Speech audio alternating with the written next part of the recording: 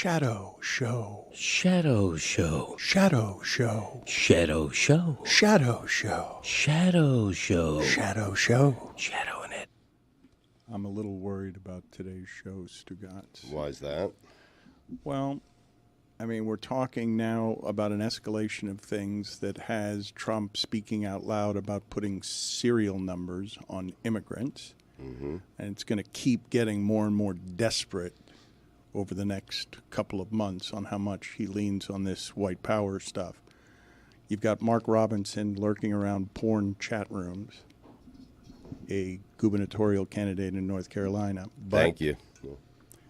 it is, well, I thought the porn chat rooms is the place that perhaps you would have known who it is that was, not the political. Got it. Kind of burying the lead on the just lurking in the chat rooms. I mean, that's not so bad. What did he say? This stuff is going to escalate over the next couple of months where you're going to be confused how a politician can identify as a black Nazi. The Bengals are 0-3. Well, none of that is as relevant as Greg Cody is here and he wants to talk about his birthday. This is what I'm worried about the most today. That he is in full. I couldn't connect the other ones. Full bloom narcissism. He is. He can't look at him. He is radiant. He looks younger than he has in 20 years, healthier. Wow. And what it is the medicine of being the center of attention. Yeah. Or the makeup, maybe, that I just got all over my face. That could have a hand in it. I don't know. But thank you for that compliment. Were you wounded that Billy Gill yesterday on our show said it seemed like it was a real VIP affair as we headed up toward it, and then he looked at some videos and saw that everyone from the office was there and thought it was sadder than he would have imagined? No. Really? Falsehoods. He's doing this thing, Greg, where he's trying to divide us very early on. So like that Trump, we're not. Well, I didn't say that. Yeah. You said that, not me. Don't let it happen. He's Greg. trying he's trying to sow the seed of division here today, and I'm not here for it. I said this. I'm sad that I wasn't able to make it to this affair. It seemed like a good time was had by all. I also heard the bag was there, and I heard we got to the origin of the bag's nickname, and hopefully you can share that with the audience later today. This is not what you said yesterday. You're lying. I didn't know about face. the bag being there, and the story about the bag. Gary the Bag, his longtime friend, introduced himself to me who was silent as he did so with his hand extended, just expecting that I would know who he is. Well, you were on his territory, to be fair. I think I walked up during that because I was like, this is going to be awkward. Let me go help Dan out here. Dan, this is Gary the Bag. When you stepped foot on that yacht, you left reality and you entered Greg's reality. Well, I entered a lovely prison at sea that I couldn't get off at any point. Yeah. One of the spots where I was cornered was by Gary the Bag, somebody Greg Cody hadn't seen in 50 years. Yeah, more than 50. Is that so? Yeah. Since 1440? Yeah. I mean, he's been on my podcast. He lived at 1430. The bag lived at 1430. Get out of here. The bag lived. I thought Radke lived at 1430. What a street. No. It's not. I know, right? What a street. I think it was actually 1450 for his story. No, he told me 1430. Oh, did he? Okay. Well, the bag's getting up there. He would know. He literally corrected you. Said that to him, and he's like, "No, I was at 1430." Your dad does not listen nor learn. That's why Tuesdays are such a delight around here. But Billy, once again, has thrown a smoke bomb to distract us from the lies that he is telling. Lies. Because yesterday you said it was a sad party for old people. Wow. I don't recall that. I mean, it's somebody's 70th birthday. You don't expect it to be a party for old people? I will admit the inside portion downstairs part of the boat did give off like retirement home. It had a smell like a must. I don't like the way you guys paint retirement homes as though they're like a bad thing. Like some of us are striving to get to a I retirement home. can't wait. Billy, a 55-plus community. Oh, so relaxing. Jimmy Buffett themed, preferably. Billy, if I gave you the Pickleball. option tomorrow, you could press a button and just take what parts of your life you wanted to a retirement home. I'm on a waiting list already.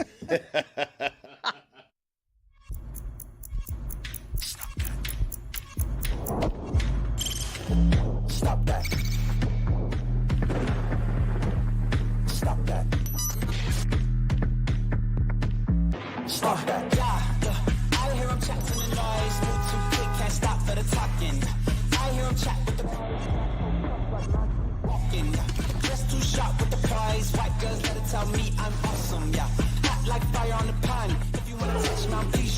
action. Cold like 0 degrees. I'm out the cage, gotta let out the beast. Revolutionary, gotta let out the streets. Locked in a cage, I'ma let out the Wake up, let out the sheets. You came for one man, forget my peace. You take the west side, take on the east. I'ma put him in the cage, never let out the I hear him chat to the noise. Move too quick, can't stop for the talking.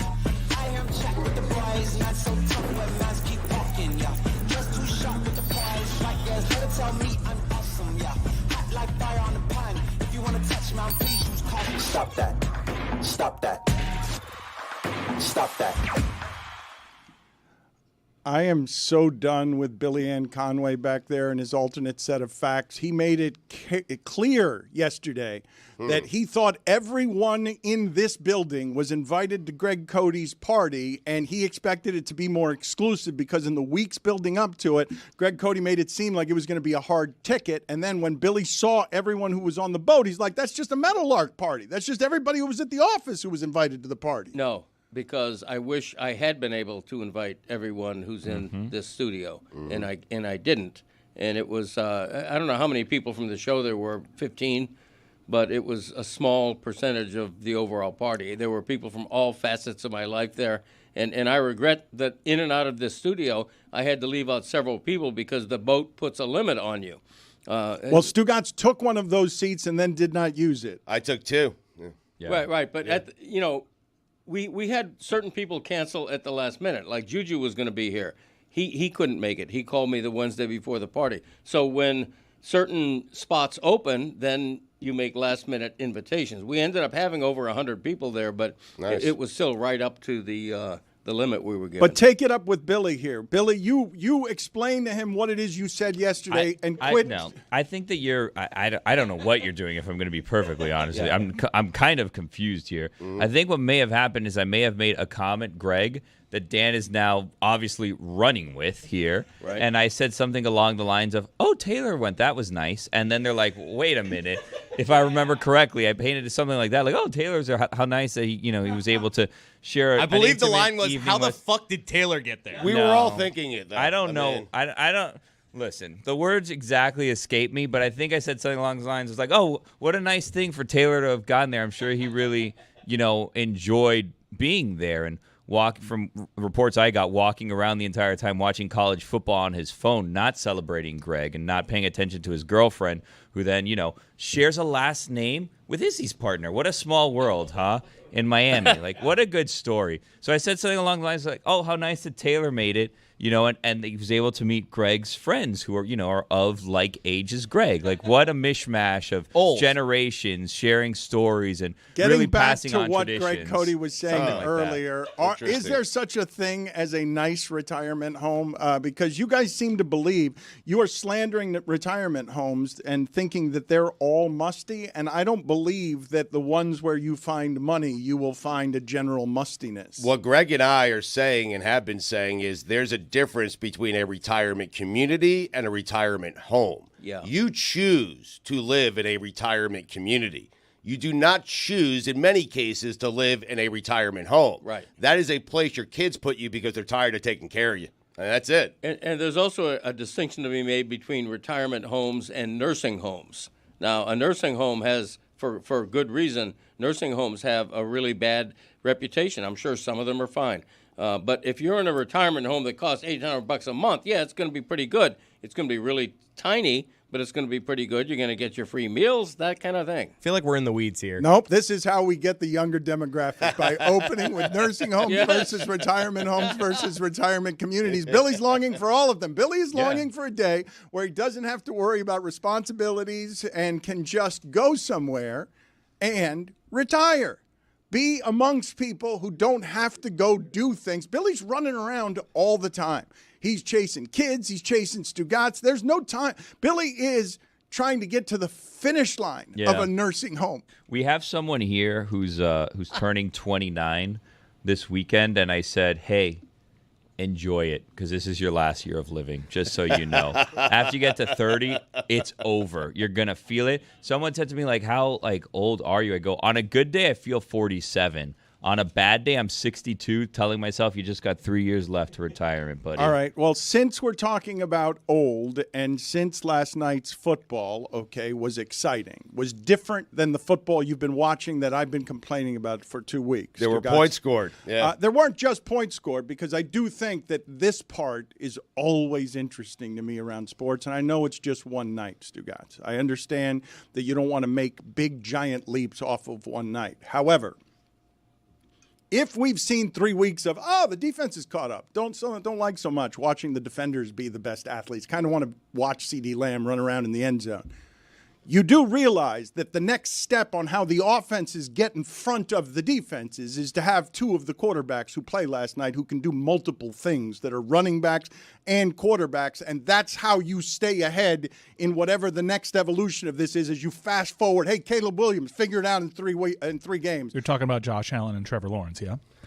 Well, Trevor Lawrence, the reason I'm bringing up... He's a bust. I'm bringing up the losers because they can't do what the winners did. They can't do as many different... It's what I saw when Dak Prescott is losing on Sunday, Stugotz. I'm like, look at what the other team does. Right. When they can just hold on to the ball, run the ball, and you can't actually stop their quarterback from being a passer and a runner. We're not there yet, right?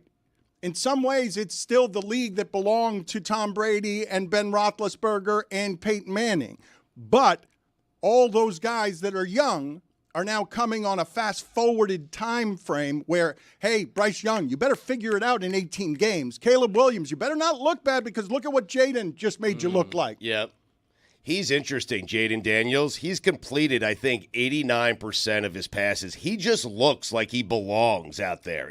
He's incredible. Less so week one, I would say. Right. He was great last night, but week one, was great. Week one, he didn't look like he belonged at all. Yeah, but it's the poise, it's the ability to pass, it's the ability to run, as you pointed out. He has both those abilities, and he looks like he's a veteran out there. It looks like he's been playing in the NFL for 10 years already. I think last night was a watershed for the Washington franchise and its fans. I think they saw their entire future blossom last night. I think we have our guy. I think Commanders fans are thinking, we are back. We are going to be good again after so many years of not being good. And I think that was an epiphany last night. That was created by last night's performance. I think Jaden's look good every week. That first week, they missed a couple of kicks, and you've seen since then when week 2, all they could do was kick field goals, but they've had now 2 consecutive weeks without punts or turnovers. Last night's game was the first game since 1940 where neither team had a punt or a turnover. Wow. The Bengals now start 0-3. Jacksonville now starts 0-3. The water's about to climb in the room in Jacksonville and Cincinnati, because it takes a little while for the pressure to get to Jacksonville. It happens slower there. Everything gets there a little bit slower. They've lived in the cover of anonymity for a good long time, but it was their owner, Tony Khan's father, who said this is the best Jacksonville team there has been, correct? Shad Khan, yeah. He says that Yes. that this is the best Jacksonville team there's been, and it is interesting to me, Stugotz. Like, this part is just hugely interesting. As the game changes quickly, it sort of comes up and saws from beneath what Trevor Lawrence does. So in 20 games, he's going to feel physically like Baker Mayfield because the game just chewed him up, and he's not as much of an athlete as some of these guys who are now wanting to play the position. And the timeline is now, Bryce Young, you better figure it out in 19 games. You got 19 games to figure it out, or we're going to put Andy Dalton in there. And Andy Dalton's a relic from the past. But to me, it's super interesting, Stugotz, that Washington, bad for 2 decades because of ownership. Yep. Gets the owner out of there, who's got to be dying when he sees this, when he sees the position played perfectly last night in all the versatile ways that make you see over in Buffalo, oh my God, that team might be better than everyone knows because they've gotten rid of Stephon Diggs, and it's now, Josh, just spread it around. Just give it to everybody. You don't have to worry about a number 1 receiver. You be the best. And all of a sudden you've got, has he had a turnover? Has Josh Allen? I think 1. You're not going to beat Buffalo. You will not beat Buffalo if they do not turn the ball over. Like, that team will be better than everybody if they don't turn the ball over, Kansas City included, because they're the only ones who can play like that on the days that they don't have any turnovers. Kansas City can't play like that anymore, Stugotz. They can't wide open the field, score 38 points that way. They're going 5 yards a time, 16 play drives in Kansas City. He has 0 turnovers. Are you saying there's something off in Kansas City? Are you? Are you saying that? You better be careful. What you said it. I didn't say it. I didn't say anything. I'm saying that there's something on in Buffalo. Oh, I got it. Wow. Well played by you. Both are true, by the way. Yeah. Something is off in Kansas City. They're 3-0. Yeah, I know that, but something is off anyway. Am I wrong for thinking that the biggest story from last night is Trevor Lawrence? It is. You're right. Because this guy was dubbed a can't-miss prospect. He's followed the line of Andrew Luck, Trevor Lawrence. The most recent can't-miss is Caleb Williams. It's interesting. Even Andrew Luck didn't quite live up. He was very good, but he didn't live up to the generational tab that they applied on him before he decided to retire. But Trevor Lawrence has a really strange professional career arc where people were doubting him. Doug Peterson comes to town, and you finally see it from him. He's in the same offense with the same coach, and he hasn't won a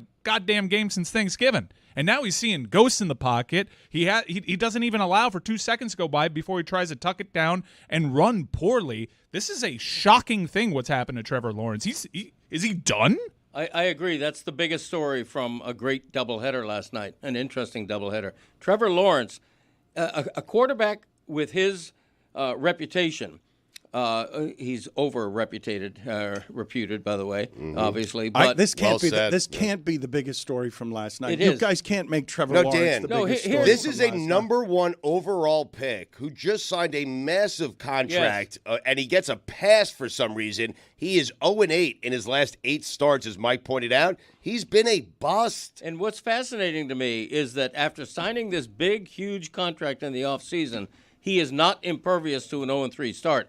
Doug Peterson, after the game last night, was very vague about Trevor Lawrence moving forward. He did not give him a voice of support in any way. He might have said, he's our guy, we're going to get past 0-3. He did not do that. He was very, very vague about the quarterback situation. He needs to cut his hair. He looks too majestic, and he looks too I feel like he needs a haircut. He needs looks to like a earn. surfer. He needs to earn that hair. He needs to earn the majestic look that he gives off. Because I feel like if he had a different haircut, we wouldn't have these crazy expectations. So shave it off and then earn mean, it one win at a time? I'm not saying buzz cut. Herbert did it, I don't yeah. know what the next haircut is. I'm just saying I think that could help him. Ooh, a mushroom cut. Dude, I think that's too much face.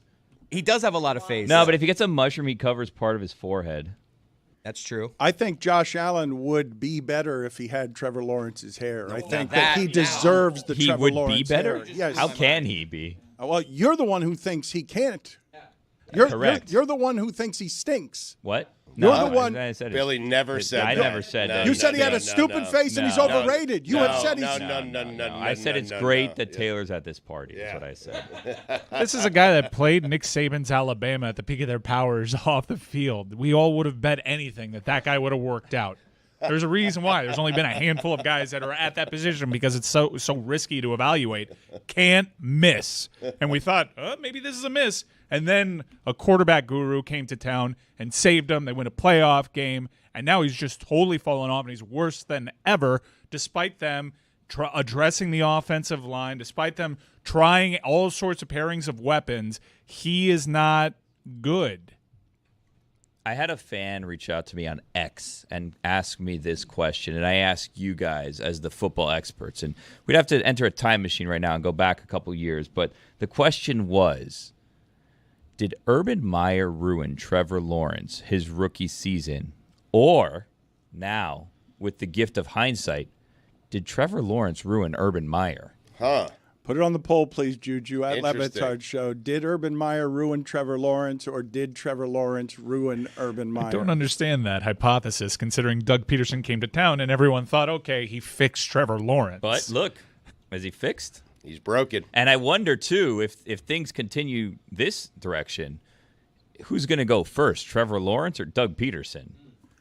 Well, it's not going to be Trevor Lawrence because they just gave him a ton of money, and Exactly. you can't get out from under Coach that killer all of quickly. a sudden? But his stats are shocking. Like, if you compare his stats to some other first-round picks from over the years, it's really surprising. I can go out to the board, put some numbers together, and maybe do some comparisons that would shock you guys. All right, please do that because it allows you to leave the room. Go ahead and do that. Awesome, thank you. We would love to have whatever information you have. I was so amazed with how bad Trevor Lawrence was playing last night. I went into this rant on my couch to my wife, and she didn't care about what I was saying, but I went on for like 2 minutes. How are there not 32 good quarterbacks? How do we not have 32 Josh Allens?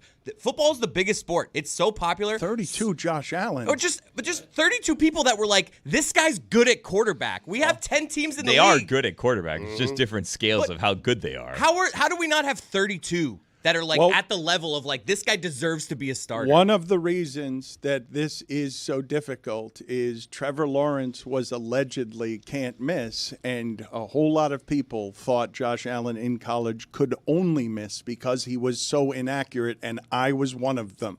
Like, the evaluation of this position totally stinks. It's the only sport we do this. Like, there's plenty of small forwards. There's plenty of point guards. There's every other sport we find enough guys. It's a hard position, man. Well, but just the idea that we can't get 32. The hardest. No. It's the hardest. I get that, but we can't get 32 out of the millions of people the that answer play is this. no. Well, That's crazy. The answer is no. But it's yes. I think like it's a boring answer, but like a lot of times it's just the system. It's not having the right pieces. It's not having the right coaching. Like, look at what Sam Darnold is doing. The Jets wrote him off, and now he's having an incredible season because he's found himself in the right position. Like, Baker Mayfield also was written off by multiple teams and finds himself in the right position. Like, sometimes you just need the right pieces to come together, and like it could fall on the quarterback, but it's just not the right place at the right time. And the other interesting thing about the quarterback position is that sometimes we write you off and you ain't dead yet. And Sam Darnold's a good example. Geno Smith. Well, but right wait a there. minute. What Billy is saying is right, actually. It's boring, but... But it's not that there aren't 32 good quarterbacks. It's that there are absolutely not 32 good quarterbacks in 32 good positions to play quarterback. Like, that's what you're saying is so that we could find 32, and if we put all of them on Kansas City. Kansas City, not Andy Reid. Not anymore. Something's off, huh? Stugotz, Wow. not anymore. Wow, doubting Kansas City, Dan? No. Something's off. Just walked into that one. Allow me to try to explain what's happening with the quarterback position in the plainest possible terms. Imagine you're one of the best ever to do something. You're really good at your job. But I've got a group of approximately 40 people that will spend a week obsessing about how they can make you less good at your job. It's really difficult to overcome that. Now, I'm really good at my job. I'm spending a week trying to beat this team of 40 players and coaches. But these are geniuses. It does get overlooked a lot that if Trevor Lawrence is indeed seeing ghosts, they're being provided by whatever Buffalo's doing.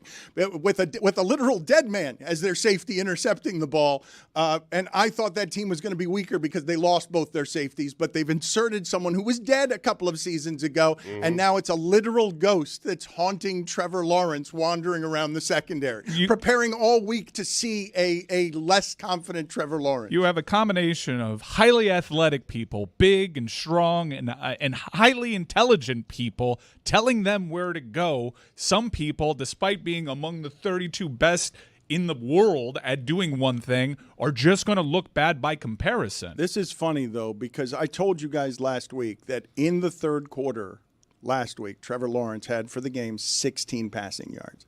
But if he does it on Monday night, everyone notices. Mm-hmm. If it gets buried in the 1 o'clock games on Sunday, no one cares. All of a sudden, nobody cares. Let's go out to Jeremy in the other room. Jeremy is telling us that he's at the big board and he's got an exclusive sideline report that will, again, make Greg Cody rewarded for saying the biggest story from last night was Trevor Lawrence, not that a rookie was better than you've ever seen a rookie be on Monday night at quarterback, not Josh Allen being perfect, something else. What do you got, Jeremy? Well, you worry that the Jacksonville Jaguars are going to ruin Trevor Lawrence. You guys mentioned #1 overall pick, can't miss prospect. So let's take a look at his stats compared. So QB #1, QB #2. This is through the first 53 career games. That's what Trevor Lawrence has played thus far. So QB #1 has 12,330 passing yards. QB #2, 12,639. So advantage goes to QB #2. 60 touchdowns for QB #1 to 40 interceptions.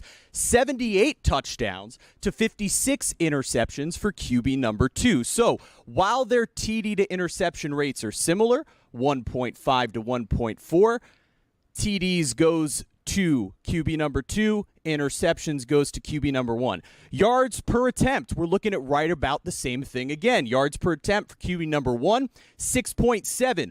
Yards per attempt for QB number 2, 6.6. And QB rating right around the same. 84.5 for QB number 1, 80.2 for QB number 2. So we're talking about Trevor Lawrence. I ask you guys, who do you think is QB number 1? And who is our mystery QB number 2? Which one of these is Trevor Lawrence, and who do you think we're comparing Trevor Lawrence to? I think you told us Trevor's I think one. Trevor's number 1. And the other one's a mystery. So Trevor Lawrence is number 1, but who is QB number 2? Any guesses here from Gardner the group? Minshew. Oh, that's a Not good guess. Gardner Minshew. Really? It's a good guess, though. That is a good guess. So we should just go through backup quarterbacks. Joe Burrow. Not Joe Burrow. It's going to be Tua. Nope. It's going to be somebody that's kind of stinky These are bad stats. in order to play this game. The answer is Blake Bortles. Wow. Of course, UCF. Trevor Lawrence is Shocker. Blake Bortles. The Jacksonville Jaguars have done it again. That is damning. All right. That is not great. Not a great situation. You fooled me by going with For Lawrence. a retired player. Steve Kornacki Former over Jack. there.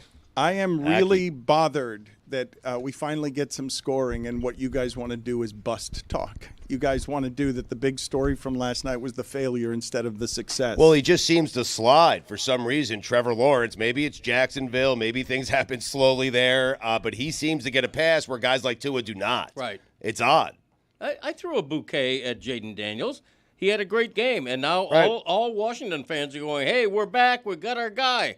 But Trevor Lawrence is the one who just signed way too big a contract way too soon, and now his head coach is going, we don't know. We're not sure about the quarterback position. I guess you could say the biggest story from last night is the fact that Joe Burrow is 0-3. I mean, But he had a good game. I mean, did. they didn't lose because well, of but him. the Bengals being 0-3 is and losing 2 home games now to Washington and New England. Yeah, Okay, bad. like those are Yes. 2 home games, Right. And Inexcusable. getting outplayed by, we can agree, can we not?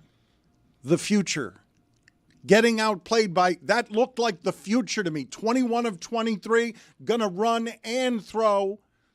The problem with him, and I don't know why he's not getting this, because Stugotz and Mike were talking before the show, and Stugotz actually said, I watched the game, Dan. He's not going to get hurt. Yeah, he's not. And I'm like, you can't play like that and not get hurt. And they said he doesn't like to slide. Yes, they're trying to get him to slide. He doesn't like to slide. He slid once last night. Dan Quinn gave him a standing ovation. It was weird.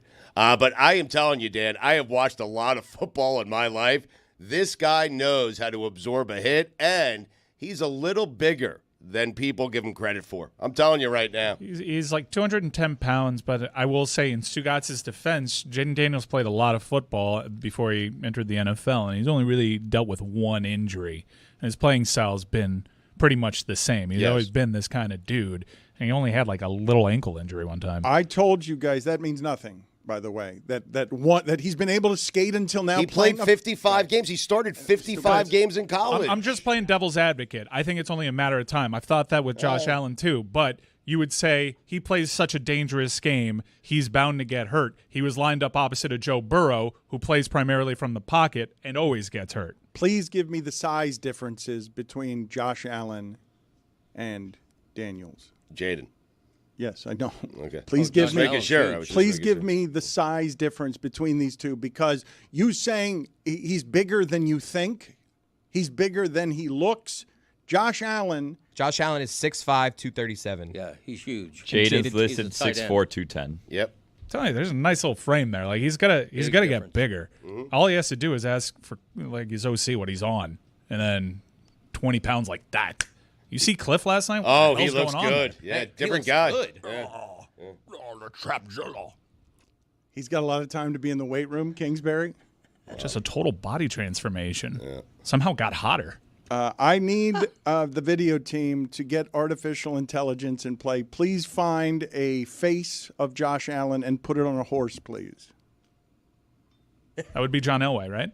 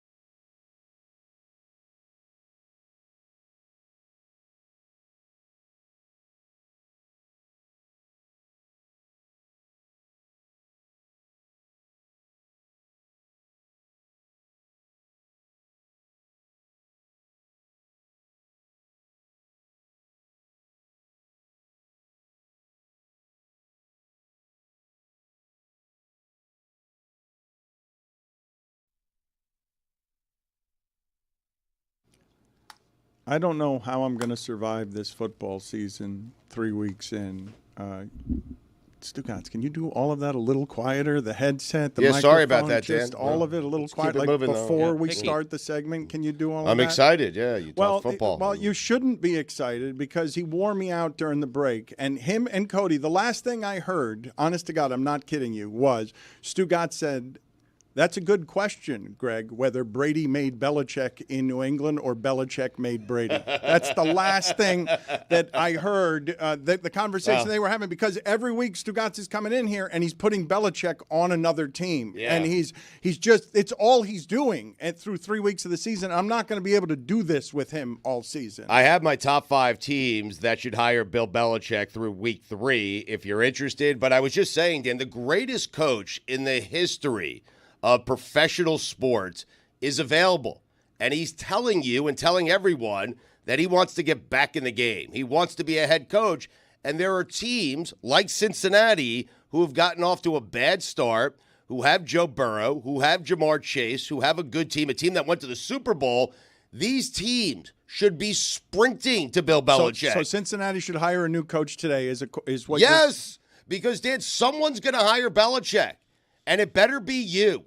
If you're one of those teams that is off to a slow start, if you're one of those teams that had, dreams of making it to the playoffs and the Super Bowl, the greatest coach in the history of your sport is available.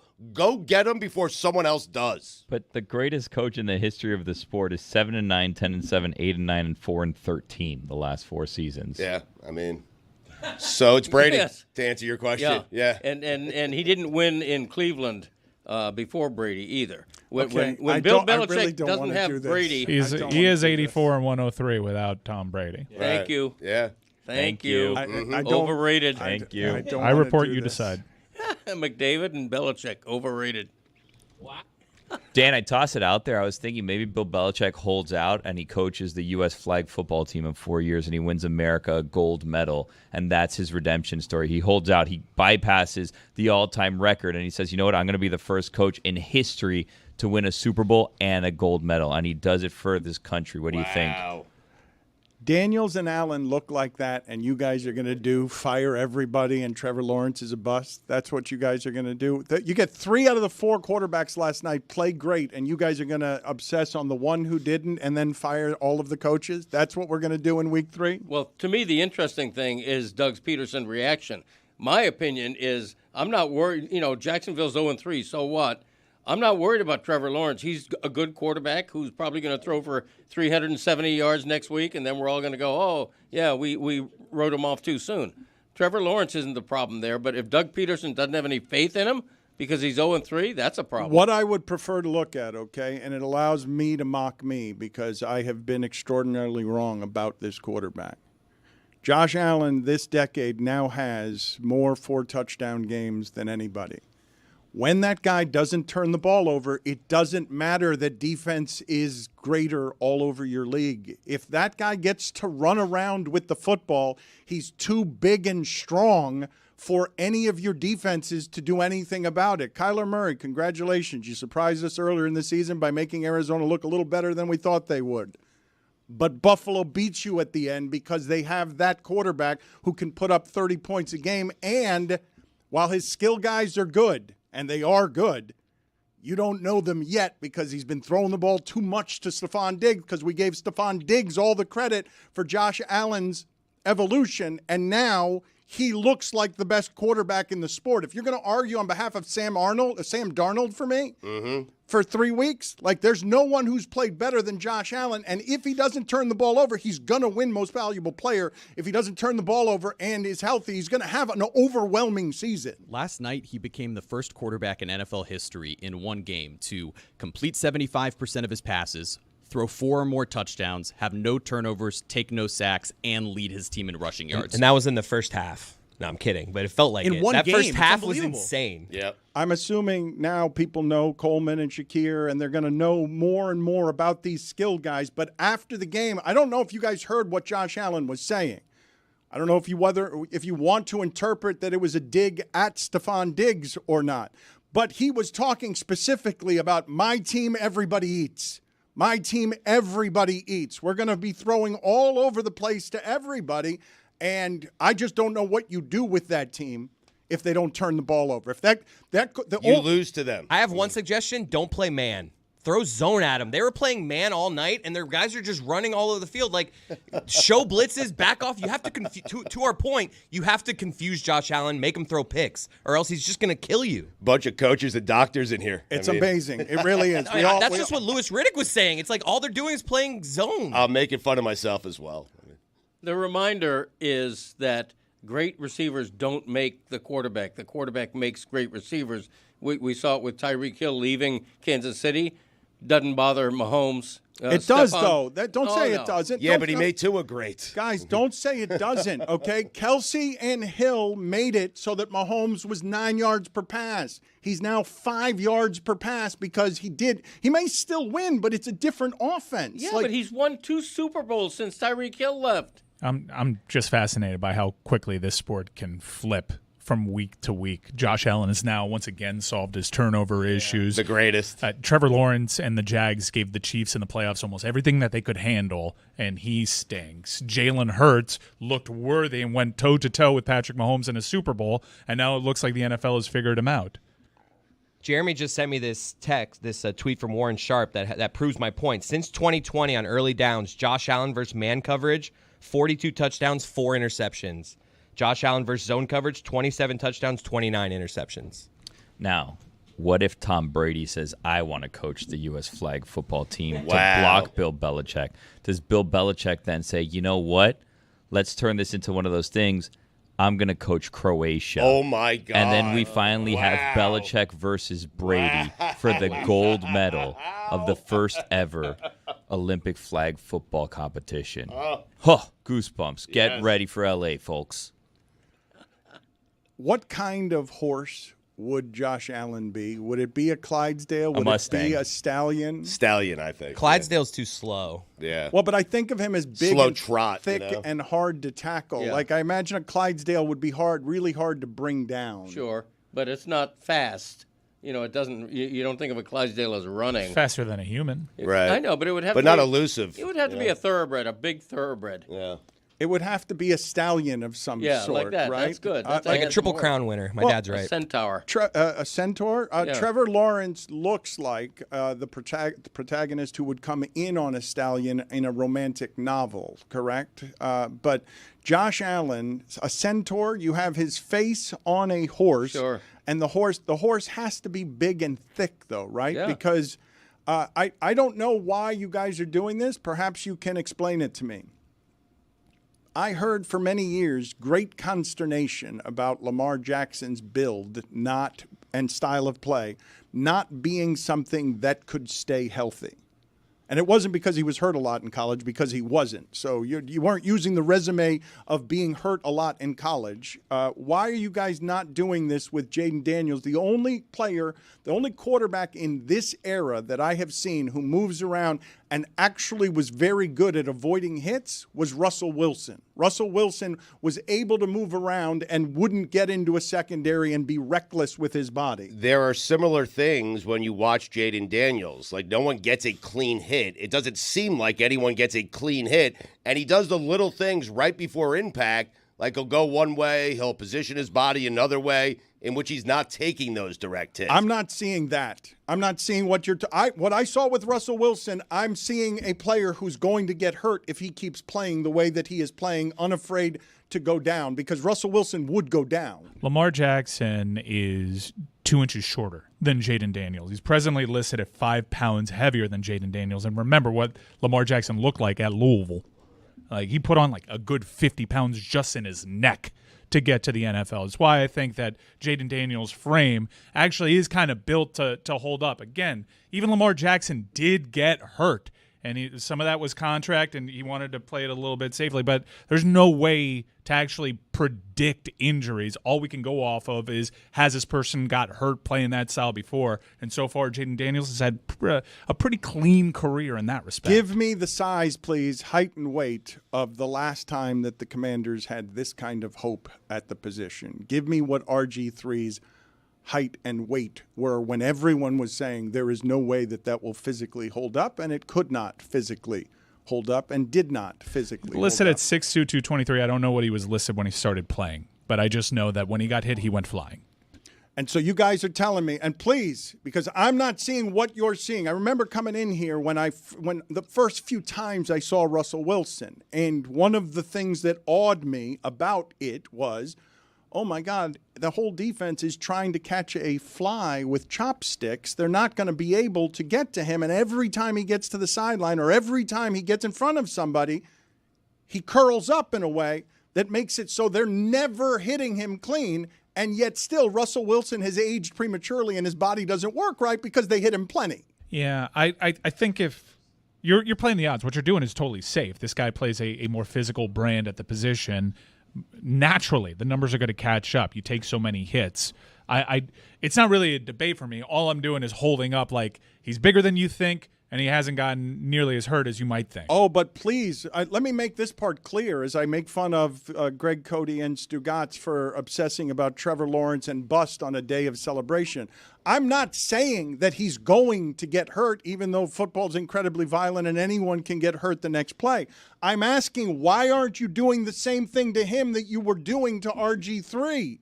Why aren't you doing Because this? when RG3 got hit, he went flying. Lamar Jackson. It didn't happen when he got into the league. But people kept telling me he was going to get hurt, though. But he didn't. But he also got a lot bigger in the pros, and now he's hard to tackle. Lamar Jackson actually punishes defenders. It was a crazy body transformation. I just know that when Jaden Daniels does get someone to touch him, he falls forward. He's presently 3 weeks into his pro career. We'll see. Maybe he'll learn, but he hasn't. He's continuing to run every week. Teams are designing their defense to stop him from running and to hit him, and it hasn't happened just yet, but this is a numbers game. Those hits do add up. Quarterbacks have 4 essential skills: accuracy, arm strength, speed, and knowing how not to get injured. And the last one is underappreciated. Go out of bounds. Learn how to slide tackle. Slide tackle earlier. Tua got concussed, and he never should have. He ran head into DeMar Hamlin, and he should have gotten down earlier. He'd already had the first down. You have to learn how not to get injured. Plus, Dan, with RG3. That's ridiculous. It's a ridiculous thing to No, say. it's not ridiculous. It's not ridiculous at all. No, you're acting like it's not a skill. Are you kidding me? It's a skill that you can have, and then it means nothing. We're not saying that Jaden Daniels isn't going to get hurt or can't get hurt. That's what. It sounds like you guys are acting like he has an ability not to get hurt. A knowledge. It is an ability. Just because there is an ability for some players. It doesn't mean they won't get hurt. There is an ability for certain players to not take a direct hit. There are measures. Yeah, you run out of bounds, you slide early. Okay, 100%. So Anthony things he's not presently doing. Anthony Richardson, for example, is substantially bigger. He's 6'4", 244, and people look at him and say he needs to change the way he's playing the game because he's going to get hurt. Now, obviously, that's a result of last year him actually getting hurt multiple times, but he's someone based on his size that you would think, wow, he's big enough, he's not going to get hurt. But there are injury concerns with him if he doesn't change the style of play that he has presently. The reason that I bring all of it up, just to be clear, is that I've only heard it twice before, and I'm not hearing it about this player, and it's legitimately confusing to me. When Lamar Jackson came into the league, everyone said, you cannot play like that. 2 MVPs. RG3 comes into the league, has a season for all time, first season, running to 80 yards down the sideline. Everyone says, you cannot play like that. And his body fell apart. And I'm simply putting in front of the room because I think it's interesting. Oh, that got quieted. Was it Lamar who quieted it? Because you now see, well, you can play like that. But when Cody says that Daniels has some sort of knowledge on how not to get hurt, it reminds me of when the Dolphins started strong with Bill Parcells and they just stayed healthy. And Stugotz said, yeah, Parcells knows how to keep them healthy while eating a Dove bar on a treadmill. That was a ridiculous take. But you're doing it again. I'm not doing it again because I was giving credit to a coach for having that ability and not the players for having that ability. And players absolutely have that ability.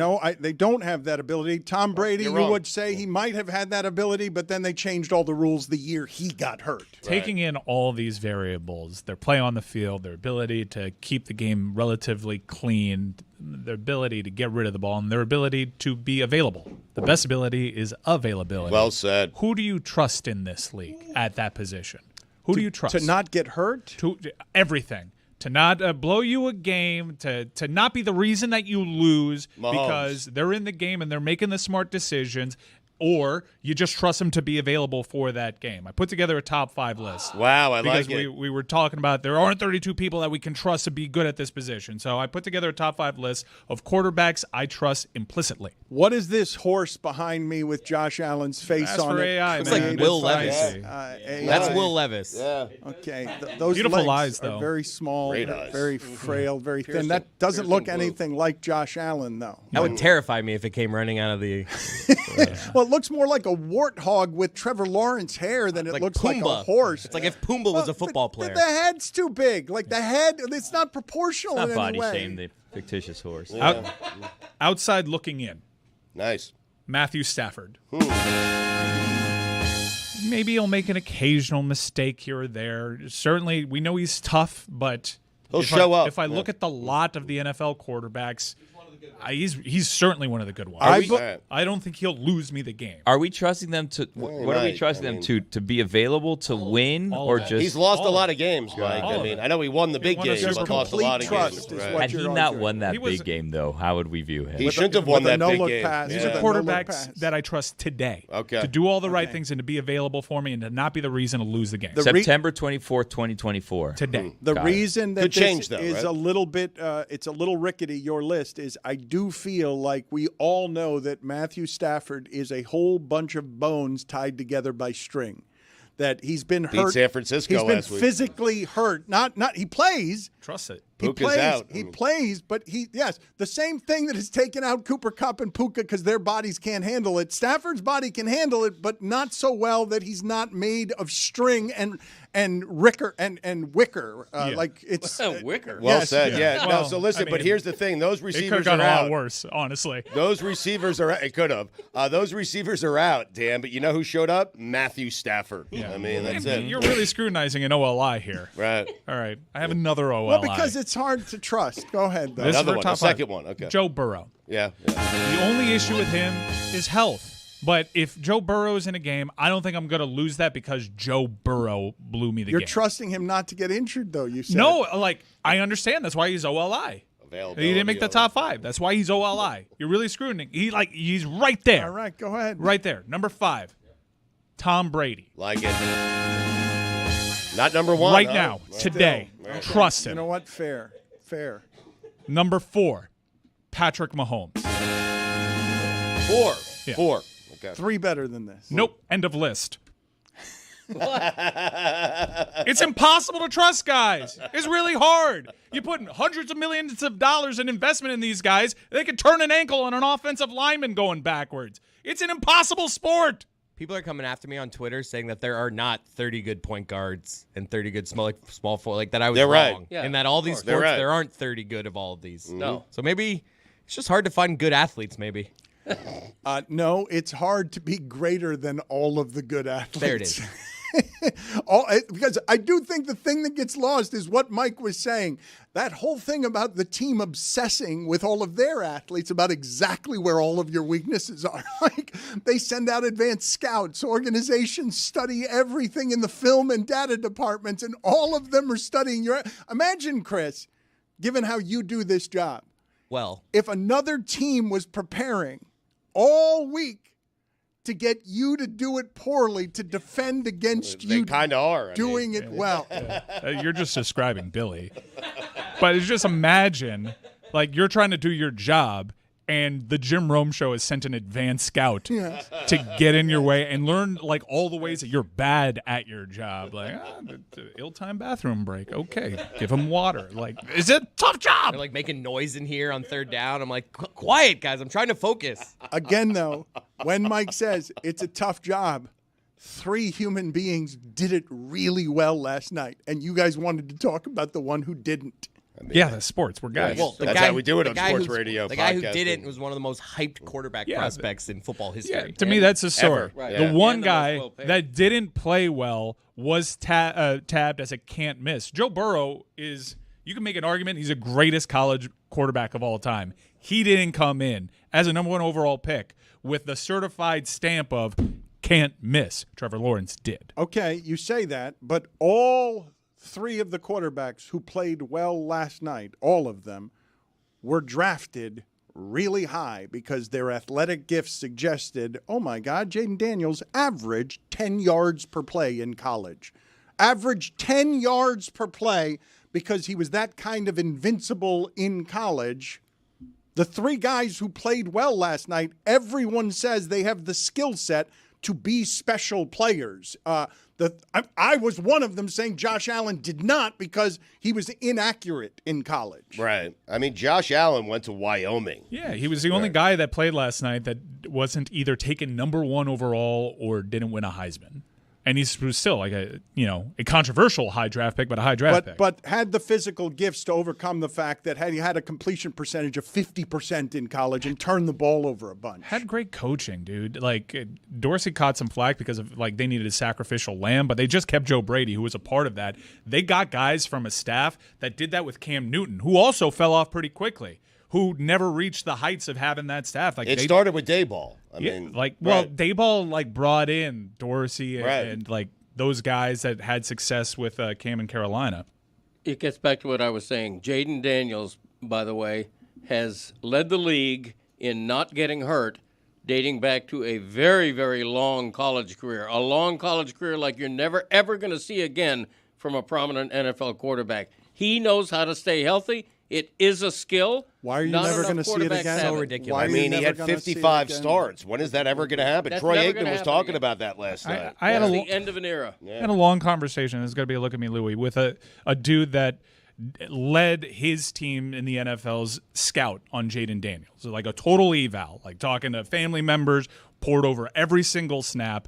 And come draft time, he said that Jaden Daniels was the best player in this draft, which I found shocking because I'm like, mobile Heisman winner, always like relying on the mobility. Can he throw? We still have questions. He said no, certifiably best guy in the draft.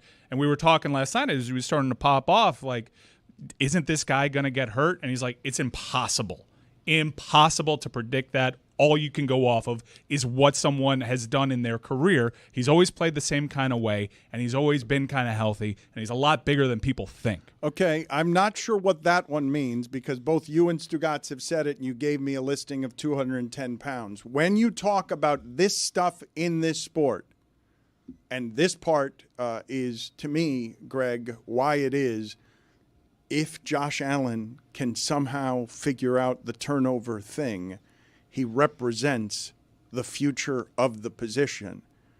When the hell are you worried about anybody other than defenders getting hurt when Josh Allen is running around in your secondary? He inverts the pyramid on, you're not worried. People are not sitting around worried that he's going to get hurt because of his style of play, which is wildly physically reckless. I think what I'm doing is kind of like what you're doing. I've been doing this for years with Josh Allen. Like, it's only a matter of time. It's only a matter of time. And now I think I'm just wrong across the board because he's just been so good. It's But because he's gotten lucky, though. Well, he's been the fact that healthy. you guys are attributing this to an ability and not just being fortunate. It's that's not lucky. It's his size. What are you? dude, he unnecessarily decides to punish people, and he's Yes. gotten away with it. Chris, he is bigger than the people who are trying to tackle him. I believe that Josh Allen can be more durable than a really thin quarterback. That's obviously just physical stuff. But for you to say that Jaden Daniels has this skill He of does. not getting, He he's does. he's Yeah. gotten Does, very yeah. fortunate. It's very determined a skill that he's What a learned ridiculous over the thing years. to Luck say. is such He's a learned. huge part of this. So like, huge. RG3, his knee injury in Washington was because there was It a was low unlucky, snap huh? out Yeah. of the shotgun. It went behind him. He then twisted his knee in a bad turf Yeah. and tore his ACL and LCL, and it ruined his career. Slide. And let's also Slide, not, it was Slide. backwards. guys, let's also not forget that Robert Griffin looked at a room of like Sean McVay, Kyle Shanahan, Mike Shanahan, and a bunch of other And Mike coaches, McDaniel. LaFleur, and he's like, I know what to do here. You guys don't know what you're talking about. We're going to play this way. Stugotz just made Josh Allen bigger than all the 340-pounders.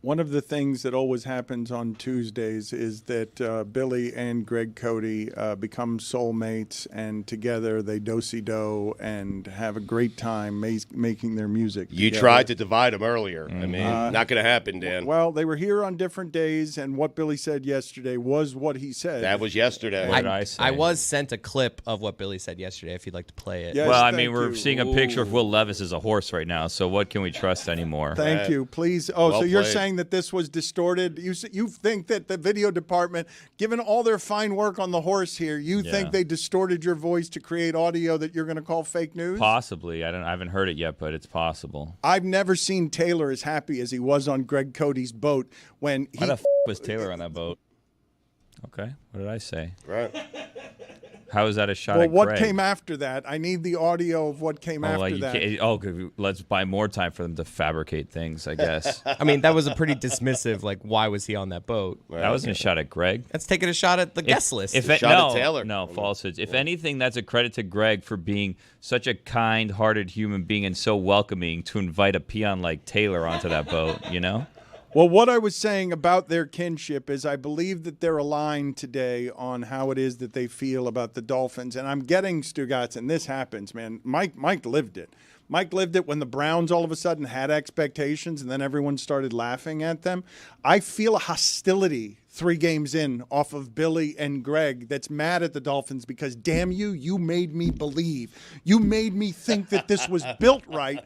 And now, during the break, Greg Cody actually said out loud, the Dolphins only have themselves to blame. That's true. That's a great point by Greg. 100%. Yeah. For the quarterback calamity they're in right now, okay? You have in Tua Tagovailoa the most fragile starting quarterback in the NFL because of his propensity to concussions. He does not have the ability to avoid injury. All the does other not, quarterbacks right. have that. He does not. No, that's not true. Not all of them. He had the ability in the play 2 games ago that got him concussed again. He ran head-on into DeMar Hamlin when he could have slid or gone in the fetal position so before last the year, contact. he had the ability and then lost the ability during that play. He had the ability 2 games ago and didn't use it. Oh, okay. Okay. So he had You the guys ability. are being ridiculous. He gained with the this, ability. by the way. He gained the ability, which would speak to the point. It is an ability. He had the You ability. can acquire it. when You he- can when- learn how when to he- do when it. he And forget. When he left the pocket, he had the ability, but then he forgot it when that Right. ghost in the secondary for the Bills hit him. He did lose some weight this offseason. Yeah. You guys are acting like there's measures that can't be taken to mitigate the chance of an injury. Like, course. obviously, football is a very dangerous game, and you can get injured one play to the next. But there are ways of playing to mitigate the risks so that you don't put yourself in harm's way to get injured as much. But there are times where that ability means nothing. Correct, but We you guys agree. are acting as though there's nothing that can you be guys- done all right, so to prevent we're on the injury extremes ever. here. You guys are the ones saying that there's this inherent skill that he has. We're not saying if you have the No. skill It's you a can't random get hurt. sport. We're No, not saying you no. can't get hurt. You can absolutely get hurt. we're not saying like we're No, we're Dan not is playing this game where he's Right. egging you on. You don't seem to understand that you can Right. avoid injury potentially. Like there's things that you can do to not put yourself in harm's way. You can still get injured on any given play, 100%. but there's plays that you put yourself more at risk to getting injured than others. Thank you, Billy. Dan's the one who said Matthew Stafford was made out of wicker. Listen, when I say that the Dolphins have themselves to blame, I mean that you have a quarterback who you know is fragile. So who's your backup? You got to have a big backup, right? You got to have a veteran backup who could, an Andy Dalton who can go right in there and Thank you you. feel good. Yep, should be a starter. What do they have? Yeah. They don't have that. They could have had Andy Dalton. They could have had Jimmy Garoppolo. Joe Flacco. They could have traded for Justin Fields for Russell a Wilson. low Yeah. draft pick. Right. They did none of that. And now they can't. Fields is a starter there for the foreseeable future. Correct. I mean, I don't know why we're being negative about the Dolphins because they had the best loss of any team in the state of Florida. nice. As bad as it was on Sunday, the Bucs got blown out by the Broncos and the Jaguars looked like the worst team in the world with their starting quarterback. Now, Snoop Huntley, a Pro Bowl quarterback, maybe coming into the fold. You should be positive you're a Dolphins good fan. loss, Pro Bowl good loss. quarterback. Good Yeah. loss. Greg Hilarious. Cody is saying the Dolphins have only themselves to blame. And on God Bless Football and elsewhere, Billy has been trying to get off the ground the hot air balloon of Sunday was a great day for Tua. It was a good day for Tua. I mean, okay. Everyone seems to be in an argumentative spirit today. Are we going to argue that Sunday was a bad day for Tua? He probably had a headache. He should not have flown to Seattle, and I don't understand Done. why that decision was made. Long trip. I get the whole let's be a supportive teammate thing, but someone has to be like, Tua, dude, like honestly, just take a week off and go like spend time with your family, spend time in a dark room, spend time coloring, whatever you want to do. Just don't do this. Coloring. I think that was like a subtle way to send the message, like quit it with the retirement talk. Like leave me alone. I'm hopping on this plane. I'm going to be around this team. You can't interview me after the game, but this is a subtle way to like put some of that talk down. I agree that the Dolphin quarterback calamity has made Tua look good because if and there are a lot of Dolphin fans out there who think he's overrated, who think he's should not have gotten the big contract he got, and now those same fans have to reconsider. They have to recalibrate their thought because Tua is so and another prevailing thought with Dolphin fans is in Mike McDaniel's offense, anybody can go in there. They got Tyreek Hill, they got Waddle, they got a good running game. Anybody can go in there and put up big numbers.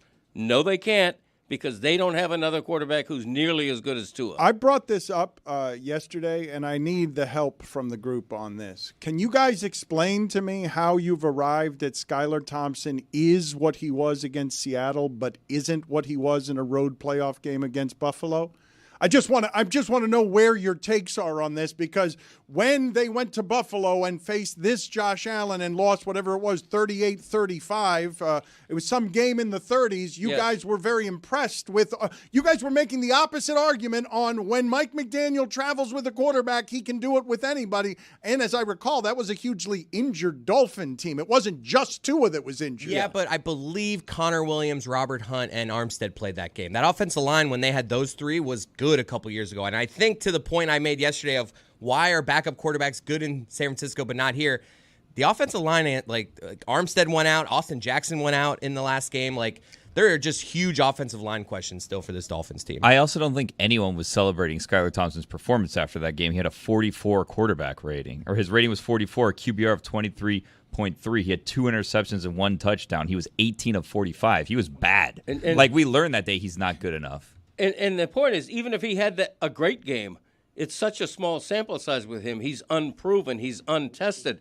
My whole point about the backup quarterback to Tua has to be a veteran who's been around, who's started dozens of games, who you can rely on, who you know is not going to hurt you. You know what's funny to me is of all the complaints about Skylar Thompson and how bad he's been is no one wants to discuss like how Tua has played worse than him. The thing that I thought was interesting about what Chris Cody just said is that in that Buffalo game, Tua lost his health and his capacity to play quarterback well as soon as the left side of his line went away. And what we're saying about the assessments on yesterday, don't have anything to do with the offensive line. Like none of the analysis, the Dolphins have only themselves to blame that the left side of their offensive line has physically gotten hurt because those two guys don't have the ability that you say that Jaden Daniels has to keep from being injured in that sport. No, but when is the NFL and coaches and GMs going to realize, hey, having a backup quarterback is really important? I understand what you're saying about the offensive line, and it was a good point. But when are they going to realize? This is the same thing that happened to the Jets, and Greg is right and Billy is right. If you have a quarterback and your chief concern with that quarterback is his health, you better have a good backup. You better have a backup that's not Skylar Thompson. They do, but when you decide to sign Tua to the kind of deal that you do, you have to make business decisions. It's a cap sport. Everyone has this. We had this discussion about why don't they dress a third quarterback for emergencies? It's available to them. They decide to try to win in the margins and play likelihoods. They decided to dedicate a large piece of their cap to the starter and then not have that insurance policy. Mahomes gets paid a bunch, and they have Carson Less Wentz. than Tua. Yeah, they have Carson Wentz. Well, I'm agreeing with you guys. Like, yes. Backup quarterbacks aren't that expensive. No. Like, you can find money for. You could have had Mitch Sam Trubisky. Darnold for $10 million this year. Yeah. They lost the best player in the NFL according to the players. Okay? They had to make tough decisions. Yeah, they got Carson Wentz because they decided to let Tyreek Hill go because they're paying a guy that can win Super Bowls independent of losing the best player in the NFL. But that's also why, it's fair to question management. If they decided Tua was going to be their guy, why didn't they sign him earlier in the offseason? And you could have gotten him for $2-3 million less a season had you just signed him before Trevor Lawrence, and then you could have used that money on a backup quarterback. The fact that they waited so long is why they had to pay him so much, because the price of quarterbacks just kept going up. And then if it's a situation with a cap, you guys put yourselves in that position. I know that we love to do this, okay, because we are all financial analysts on the salary cap in a way that is funny to me. But I just $4 million for Andy Dalton. Thank you, Cheap. Stugotz. I just saw Jerry Jones, Yeah. famous wealthy person, Yeah. come out and say that they couldn't afford Derrick Henry. And I don't know that anyone thought that was a dumb thing to hear, but the way the rules are implemented in a violent sport where the NFL, of all things, makes the teams be cheap at places that make it so that the product on Sunday is going to have 17 backup quarterbacks by week 6. Like the product is going to go to shit because no one can stay healthy because the defensive linemen are 350 pounds. You could have had Russell Wilson for nothing. I mean, Denver's paying the tab on that. Justin Fields for a 6th-round draft pick. Nah, we don't want him. They also could have signed Dak earlier. They could have just. And then they could have gotten Derrick Henry also. Like, why did they wait so long to sign Dak and then give him $60 million a year? We're a week removed from thinking Derrick Henry was washed and asking aloud, well, Baltimore must know something if they're not giving him snaps. All right, you know what? We need to regather ourselves. Everyone's arguing. Oh, I it's love week. this. It's Classic week 3. sports radio. We need to This is pace great. ourselves. Yeah. We need to pace ourselves. It's going crazy here. I'm not comfortable with what's happening here. The argument has been made by these two bozos that people in the NFL know exactly how to keep them being injured. Yeah. While Greg can't stop coughing. By the way, Greg's Lobos didn't think Derrick Henry was washed. Oh. The Lobos drafted Derrick Henry onto Tell a him. fantasy team. Lobos! He's doing great. On another of my fantasy teams, I drafted Saquon Barkley, and I heard Ghosts of Barkley references deriding the pick. How's Saquon Barkley doing in fantasy? Case closed. Greg, I wish that you had given me that insight because unfortunately this week in our God Bless Football Dan Le Batard Show Listener League presented by Smirnoff. By the way, you were asking me earlier, how can you join? You can join GBF's weekly contest for a chance to compete against the cast, plus win cash prizes. DKNG.co/Smirnoff, presented by Smirnoff, the world's #1 vodka. Please drink responsibly. Had I known that, I would have drafted Derrick Henry, and I could have potentially had a repeat performance. Last week, I finished in 5th place. Guess what place I finished in this week, Dan? 625th place. But that's the thing about this weekly league, Dan. One week to the next, it completely resets. So people could say, oh my gosh, Billy, you're in 5th place. You must be dominating now. And then you fall back 600 places. Your season must be over. No, friends. Every week, you start anew. And you can start anew and join me and Stugotz and maybe Greg and Mike and Chris and whoever else. You just go to the website, you join for free, $3 buy, and you win some real cash. Every week's a new week, one week to the next. How many people in that league? Well, last week there was over 600. That there can't be a lot of good free agents on the waiver wire in that league. Well, no, I'm glad you asked. Every This is week the way it's a that it new works. lineup. You just have a sum of money, and then you pick your team. Everyone can have the same players or different okay. players. It's Yeah. incredible the way you put your lineup together. What a great idea. DKNG.co/Smirnoff. Yeah, I have to look into that. Didn't you say that daily fantasy was a cruel mistress? It is. That's why it's a cruel mistress. Yeah. 1 week you're at the top of the world in 5th place, winning $125. The next week, 625th place. You think you know things, and then you quickly get brought back down to earth by that cruel mistress. Daily fantasy. All right, let's do it. You don't know anything. Let's do it.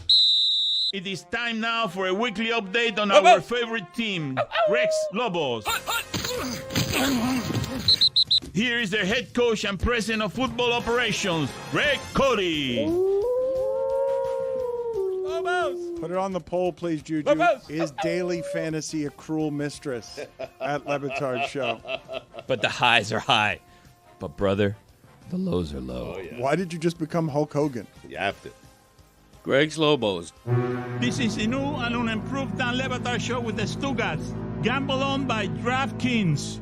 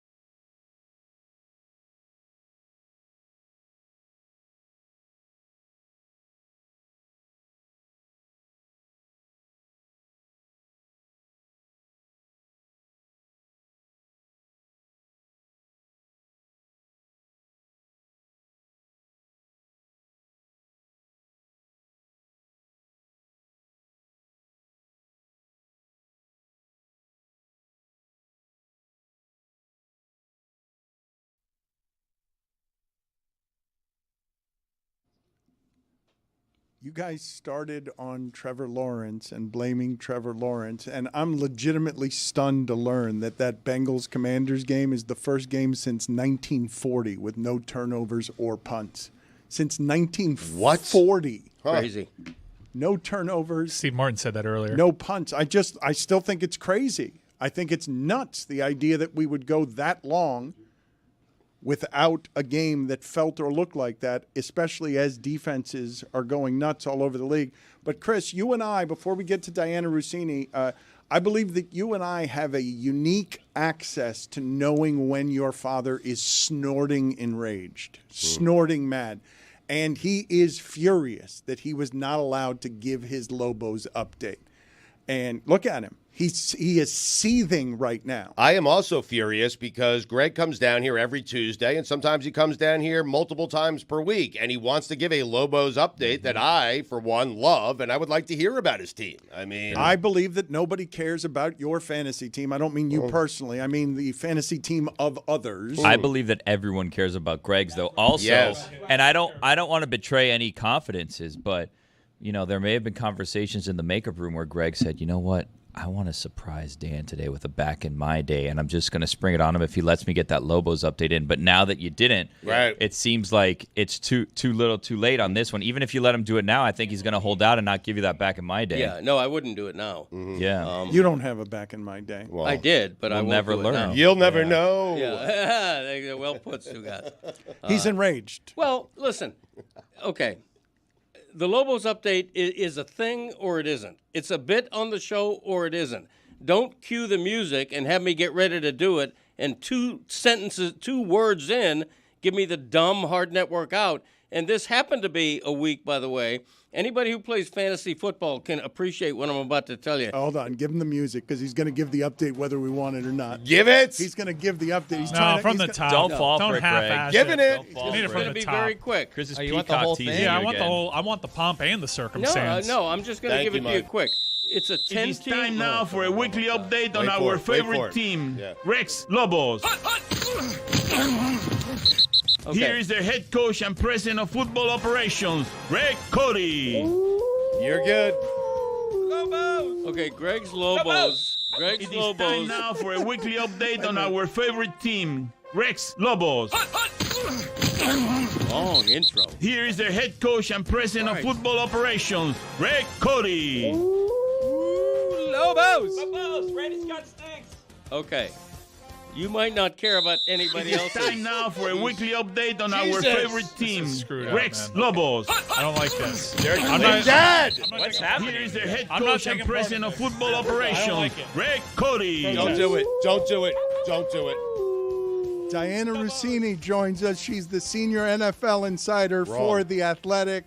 She's got a very 70 is full. smart All right. Gonna podcast. walk out in a minute. It's called Scoop City. You can check out new episodes on Tuesdays and Fridays.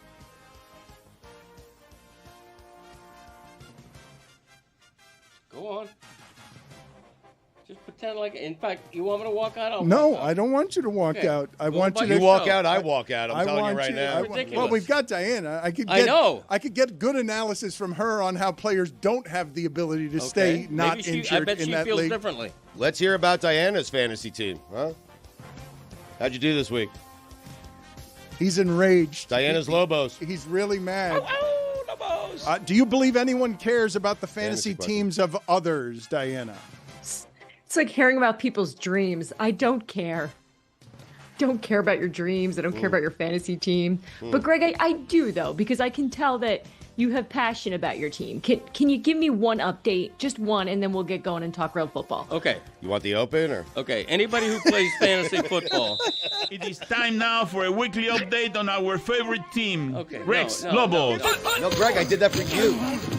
We had to Here is the reset. head gonna do coach it and again. president of football operations, Greg He Cody. won't do it again. If he does it He will again, not I do- am walking out. You've made Greg, that clear. Greg, Diana You asked. have made it clear.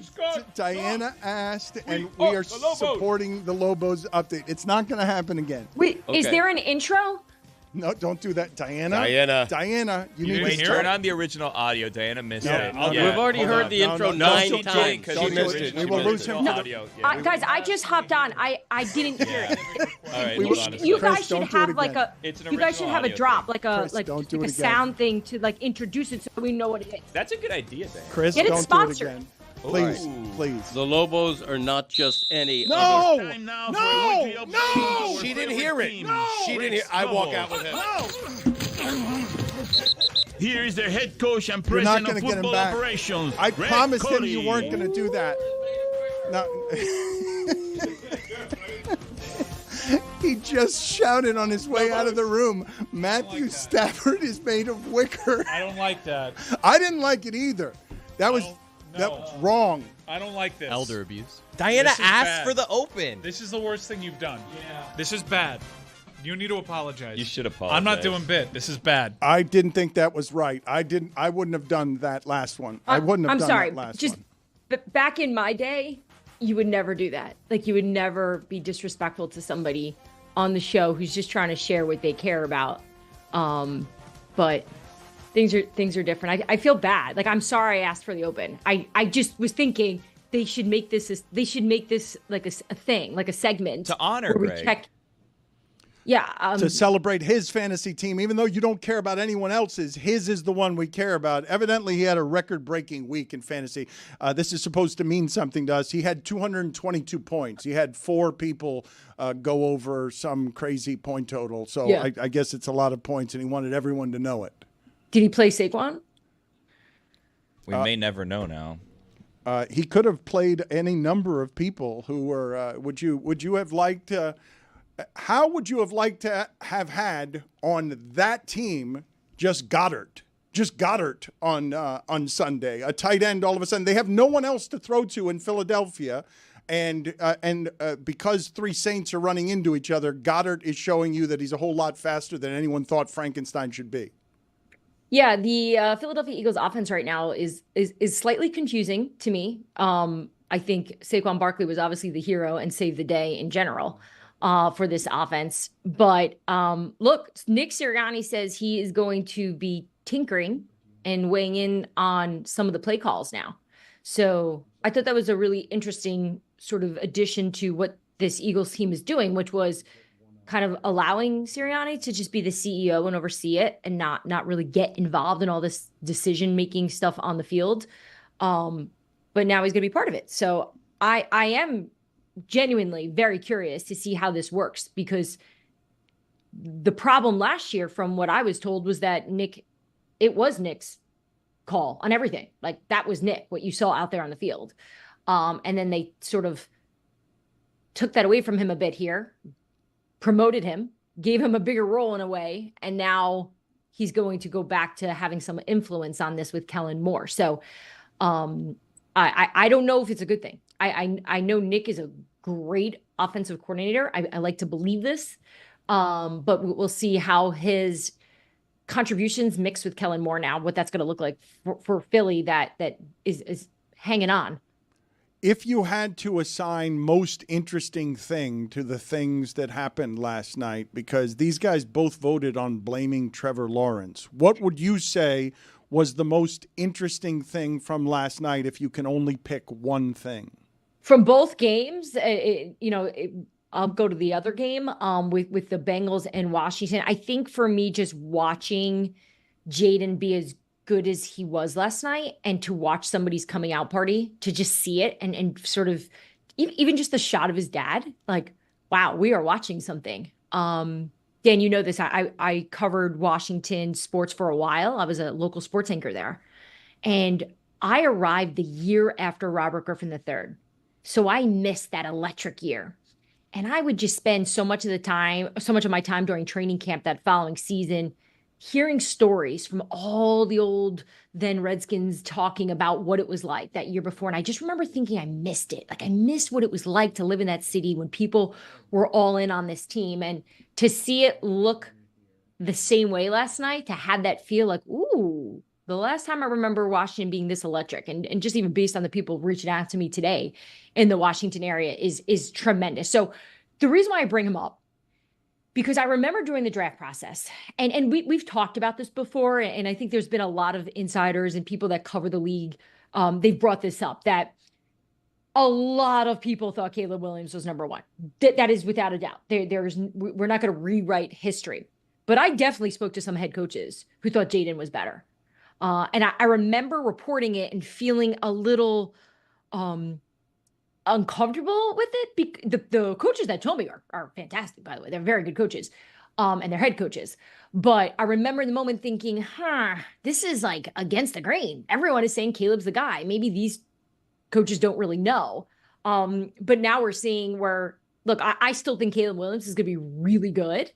I think two things can be true. I think Jayden can be really good and is arriving sooner with just a better team around him at this moment, with a better offensive coordinator. And Caleb may just need a little bit more time. So I definitely thought of those conversations though last night, watching Jayden, knowing how many people in the league had their eyes on him on draft night, hoping to get up to try to see if Washington would do a deal. And they obviously were not going to do that, especially after Topgolf. And for Washington to finally have like their guy at quarterback, when you look at Terry McLaurin's career, this is his 6th season, and you look at the list of quarterbacks who've completed a pass to McLaurin before Jayden Daniels, it's Jacoby Brissett, Sam Howell, Carson Wentz, Garrett Gilbert, Taylor Heineke, Kyle Allen, Dwayne Haskins, Case Keenum, Alex Smith, and Colt McCoy. Those are the guys they've had there over the last 5 years. This has to be making Daniel Snyder crazy. I care about your fantasy team. I care I was about the Lobos. thinking What about they're that. doing is just straight wrong to you. It is wrong. So please, Greg, tell me, it's your birthday week. You come down here, you make the commitment, you make the time for us. I care about you. I care about your fantasy team. Tell me about the Lobos. You always support me, Stugotz. I really appreciate you. Other than you didn't go to my birthday party, I really appreciate the support. The thing that got me so mad about this is that this is the one time when a Lobos update was actually called for. Okay, anybody who plays fantasy football knows what I'm talking about. It's a 10-team league, right? If you score 150 points, you've had a great game, great scoring game. I scored 222 points. 222 points? It's like it's got to be a league record. I had 5 players with 30 points or more. 5 players, including both my running backs, Derrick Henry and Saquon Barkley. Who was the MVL? The NBA, you know what? I had 5 players all with like 30 or 31 points. So I don't know who the it's a 5. I'm going to give out 5 trophies. Thank you, camera people, for zoning in dangerously close to Stugotz's ass crack there. It's terribly unpleasant. You were saying, though, That's Dianna, not an undershirt? Why is he wearing a white shirt underneath a long sleeve shirt? I'm That's sure his skin color. that's his skin there. That was his skin. That was not a shirt. He's now hidden it because he's afraid, and the love handles were protruding. Oh, look, get in there close. Yes, there it is. There's some hair. All right, cut away. Whoa! I cannot believe that's not a white T-shirt. That is the color of his skin. He lives in Florida. Why is his skin so white? Yeah, it's a good question. It's usually hidden. Unfortunately, that was not hidden. But you were saying how Daniel Snyder must experience that they now clearly have a quarterback. Yeah, I just knowing how badly he wanted to win and how many mistakes he made, and now you have new ownership coming in here, and it appears that they've got the right GM. They sorted out the head coaching thing despite not getting the guy they wanted, so that seems to be working. We're 3 weeks in here. Commanders fans are electrified by the fact that they now have a quarterback who looks like he's got potential to be the best quarterback they've had in decades. And look, I was going through Twitter and reading some stories this morning, and it definitely feels like just a surge of excitement because we saw so much from a rookie quarterback in just one game. When in week 1 or 2, I think we were questioning some of his decisions to run out of the pocket in some moments where he didn't need to. But the fact that he was able to sit in the pocket the way he did and make the throws, it just tells you that it's there. Washington just can't mess it up. Like, just don't mess this up. You've got the guy. You've got the guy probably for a long time. So as excited as I think Washington probably is, I don't care what you say. Those fans are have their fingers crossed behind their back hoping that this isn't the Washington of old, that this new regime, and it appears that they've got this thing on the right track, is going to be able to handle this and manage success. Because you always hear it's one thing to deal with the issues and the adversity, but it's another when you deal with success. We'll see how they do it. Mike, there is not a greater structural flaw on the other end of the spectrum on this than the Cleveland Browns, correct? In the entire league, there is not a structural Achilles heel more problematic than the one Cleveland has at quarterback. Here's a stat that'll blow your mind. The Cleveland Browns' offensive success rate, weeks 1 through 3 this season, is the worst it's ever been since the Browns came back to the NFL. When you think of all the bad quarterbacks they've ever had, Deshaun Watson is all-time bad in that Browns offense. He is taking sacks instead of throwing to open receivers. That's what the tape is suggesting. He has receivers open, and he doesn't want to throw a pick, so he'll take a sack. Yes, there have been injuries along that offensive line. They also got some guys back. That offensive line isn't that bad that Deshaun Watson is getting that many sacks. This is an issue in which they seem completely stuck. Dianna, what are you hearing about the situation in Cleveland? And do they have the guts to make a move there and have this guaranteed contract right in the pine? Yeah, a couple things. Let's just start with what we know already, which is we've seen Kevin Stefanski deal with issues. We've seen him deal with issues at quarterback and problems and injuries last year, right? And he has an incredible way of rallying his guys. He has a different personality, as you guys have all seen on the sidelines, and you've heard him in post-game locker room settings. He's not this over-the-top, fiery kind of Sean McVay, Dan Campbell types, which are awesome, right? And those work. Kevin Stefanski's pretty even-keeled, but those type of personalities work really well in these scenarios where they are struggling. They are well aware that they've got major issues. And look, we could probably go back and forth, Mike, on the O-line and are they really that bad? Is it on Deshaun? It's everybody. Everybody stinks right now in Cleveland. And they know that. And they're going to try to make attempts to fix the problems that they have in front of them. Now, the next question that everyone asks is, all right, Jameis Winston's right there. Like, just do it. Maybe it could give the team some life. Maybe he could be the Andy Dalton of Cleveland. I can't believe I just said that, but you know what I mean? Like maybe it could give them a spark. And look, I think those scenarios work sometimes for one game, maybe even a quarter. But from what I know, I don't believe Jameis Winston for now is the answer for the Cleveland Browns. They still believe that Deshaun Watson gives them the best potential. And they just need to sort out what it is and find a little bit more hunger in them. Because that's just been my observation. This isn't from talking to people in that building about, what's the demeanor. They don't look that engaged. So I want to see if there's going to be a change there. And in terms of the Deshaun Watson future, I don't think we can answer right now. All I can tell you is they're very committed to sticking with Deshaun Watson. So we'll see if that changes, come the holidays. That seems crazy, though, because we've got enough of a sample. He's been bad the entire time he's been back. I live in Florida, but my ass lives in my jeans, except when I sit on this couch. They somehow, the geniuses in there, think talking about the Cleveland Browns is more exciting than talking about a team that had 222 points in fantasy, your Lobos, with 5 guys over 30. I want to pick the MVL, if you don't mind. Please, I'd be honored. Who do you like? You got so many to choose from. Well, give me some choices here. Okay, my 5 30-point scorers were Dak Prescott, Derrick Henry, Saquon Barkley, Kieran Williams. That's 3 running backs who topped 30 points. Wow. And the 5th one I can't think of. Okay, well, I'm going to give it to the 5th one that you can't think of. He is the MVL. Travis Kelce, what's wrong with him, Dianna? He's old. He's also not the type of player that the Kansas City Chiefs feel that they need to rely on right now. I mean, we've kind of seen glimpses of this in years past where Travis isn't great out of the gate, even last year, this time of year. I remember when he was in New York playing against the Jets, and he was not great. McShay says he's out of shape, Dianna. I mean, and there's no way keeping the schedule that he's keeping that you can actually be in the gym the way you need to be. So, Dan, it's a great question because I asked people in that building that this summer, and even I had to do a piece about what this Kansas City Chiefs offseason was like, because they obviously dealt with a lot of different conflict and they had to make decisions, and also just managing this Taylor thing and managing Travis, right? He's going to all of her concerts. And I think we think of a lot of these athletes that put it in your face, their training, who post about it all the time as, well, those are the guys that are locked in, right? Tom Brady, he's the one who takes care of himself, because we've seen the documentaries, because we've seen the clips of him.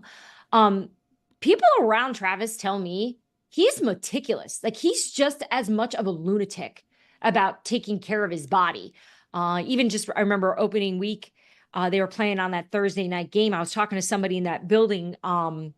It was that Tuesday, right? So that's like a typical, tough practice for the Chiefs when they're playing on a Thursday night to open up the week. And this person I was on the phone with was leaving the facility, and it was pretty late. And Travis Kelce was there working with bands, like just doing extra workouts, the week of the game. And I know you hear these stories all the time, first one in, last one out. And, but there's something to that. When you're that good of a player, you've won as much as he has. He's on top of the world. If I'm him, I'm going home and just FaceTiming with my amazing girlfriend. I'm not sitting there working on my bands. But he was doing that. So look, it's just a long way of me saying that I think from the outside, it seems he's really busy doing other things, but the people there tell me he's all in on football. Like, they don't have these kind of concerns with his schedule. I legitimately thought when you said working with bands that he was doing backup dancing with some bands. Like bands. bands. That there was music involved. That's what his offseason has been like. The Vikings, they're 3-0, and you put their 3-0 against anybody's again, Washington, they win, and there's a big buzz in the city afterwards. There's a buzz in Washington after they win. You want to hear talk about a buzz? I mean, check out New York City after a Knicks win. Check out the Bronx after a Knicks win. Check out Yonkers after a big Knicks win. Check out Staten Island. Feel free to do the Knicks fantasy bit we worked on. Well, listen, I am surprised that you took Dak Prescott. When did you get him? Why'd you take him? I am surprised. That is a risky pick. Yeah, I got him late. It was like mid-rounds, I think. And, he's an older player. A lot of people worried about his body, his health. I heard some analysts say he's made a wicker. But, he's just been great for us. And, 5 players with 30 or more points. The Lobos and Dianna, who's the most impressive 3-0? The Buffalo Bills. And I'm saying that because I did not think that they would come out this hot. I had concerns after that Stephon Diggs trade, knowing just what those receivers look like. They're just, look, we always believe that the Bills are going to be great. And I feel like this is the first season where everyone talking about this team had more realistic expectations in years past. Instead of anointing them as Super Bowl champs in August, I think everyone kind of realized, looking at this roster, they've made changes. Maybe they're going to go through a little bit of an overhaul here. We may just have to get through a tough season here. And here they come with the quarterback that everyone called overrated on some other sports networks. And Josh actually came on our podcast Scoop City to talk about that. He deals with it well. He loves it. I think he gets off on just this idea of being doubted. I think at the level he's playing at right now, it shows he's having fun, no pressure, and just the fact that he's taking care of the football. The thing that crushes Josh Allen, the thing that one little thing we always have to highlight about him because we want to believe he's the best. We're like, sometimes his biggest weakness is also his biggest strength. And right now, all we're seeing is strength. And to me, that is the most impressive part of the in the league is just what Josh Allen has been able to do. I would put Sam Darnold in the Vikings right after that, though. Very close. She's the senior NFL insider for The Athletic. She's got a great podcast called Scoop City, new episodes Tuesdays and Fridays. I wanted to ask you what the reaction was because you became an internet storm last week when you were on with us, and you deigned to have opinions about your career and your husband, the Eagles fan's career. And I marvel at your strength all the time in trying to do this lunatic job while having kids. It doesn't seem like a reasonable sort of sanity. But the storm that came your way, you handled that how? So I think the good news from those that missed it, I weighed in on just the Philadelphia fandom, which I think a lot of people can relate to if you live with somebody that is a lunatic about a certain fan or about a certain team. But I think the part of the story that I forgot to explain to you, Dan, is that I didn't grow up a big football fan. Like that wasn't my house. My family cares about like meatballs and plumbing. Like that's what I grew up around. It was maybe fishing, like that's what the boys in my life do. So I didn't sit around every Sunday waiting for kickoff. I'm not a season ticket holder. I love sports. I just don't know what that world is. I am now married to that. So it's been an adjustment period. You're married to me. Stugotz. You're married to Stugotz back when he, like the Stugotz of caring about sports the way a 20-year-old Stugotz would. No indictment on your husband. I wouldn't say that he's Stugotz. I'm saying the caveman passion of believing in your team in a way that grabs his identity from his team. Yeah, and look, I discovered after taking the week to think about it all, the things I probably, the reasons I'm probably in love with my husband are probably the same things that I can't stand about him when it comes to the Philadelphia Eagles. You know what it is? Maybe I want the attention. Maybe that's what it is. We're so busy with these kids. I want him to show that passion that he has for the Eagles. Somehow I've become the victim. That's good, though. Situation. That's good. I do believe that. I believe there are many wives and husbands out there that wish that their wives and husbands cared about them the way they care about their teams. Dan, the kiss and hug my husband gave me on Sunday after the Eagles pulled that game off. I was in the other room watching the games that I wanted to watch. He came running in there, and you would have thought, what happened? I mean, I obviously knew at that point that the Eagles won, but just again, it goes back to what we talked about. It changes the energy in my house, and for the good of it and the bad of it, I don't like it. It's because it's not consistent, and I don't want to live. My life is hard enough. I can't live on this roller coaster of someone's fandom. But Eagles fans really took this to heart. Like Philadelphia, I may never be allowed at the lake. Like I have to go down there this weekend to see friends and family. I'm worried because people were so offended that I called Philly out for being intense. But maybe it was just a really roundabout way of me saying I'm a little jealous. Dianna, nice seeing you. Always good catching up with you. See you next week. Can't wait.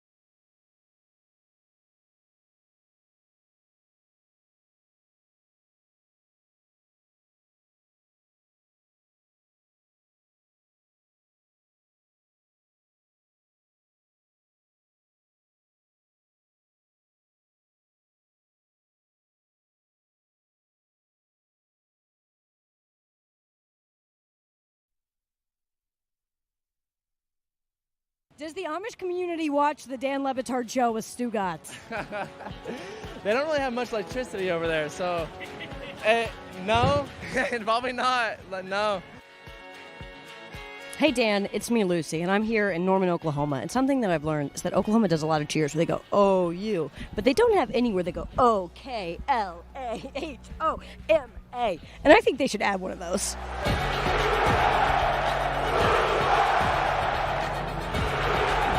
Hey, Dan. Hey, it's me, Lucy. It is 8 million degrees out here.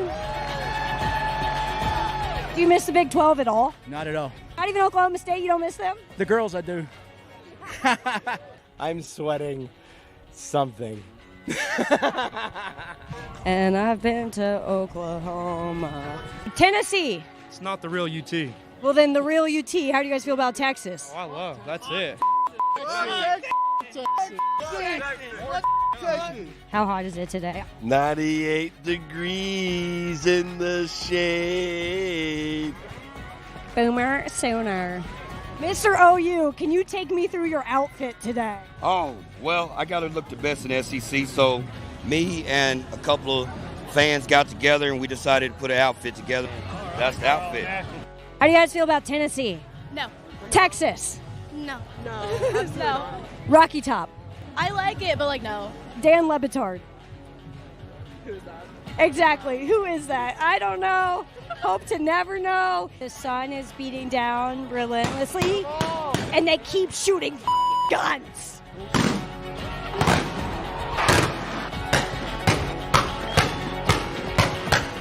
So everything's really going awesome. I love the SEC.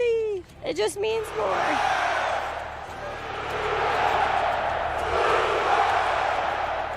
Who tailgates better, the SEC or the Big 12? There's no question the SEC. It's the greatest conference in the country. I'm very nervous on what we're going to do. I'm a little nervous for it. SEC is it's a tough conference. We've always belonged in the SEC. We're going to fit in great. We're going to win today.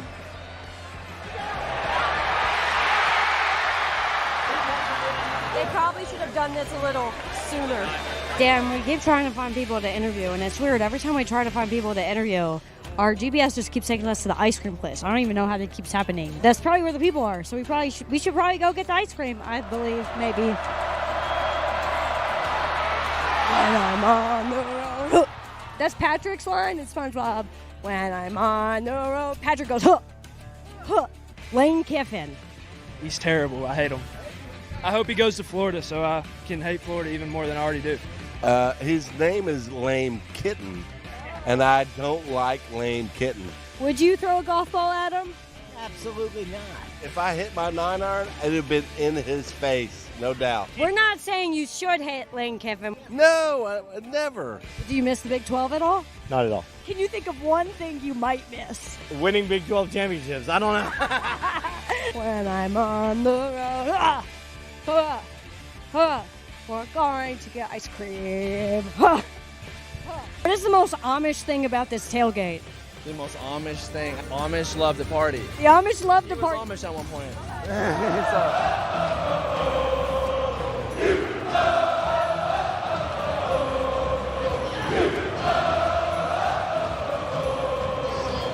We went all this way to get ice cream because everyone responded to my Instagram story and said, Lucy, get a Sooner Swirl. It's so great. I just assumed Sooner Swirl meant ice cream swirl. There's a lot more than chocolate and vanilla in this. I'll tell you that. Genuinely an accident. But look, didn't even have a sip. I had one sip. 2. That's it. So if there's one thing we've established here is that the home team hates to see me coming. Sure, I'm 0-4, but so is College Game Day. Okay, and I don't hear anybody talking about the game day curse, but everybody's worried about the Lucy curse.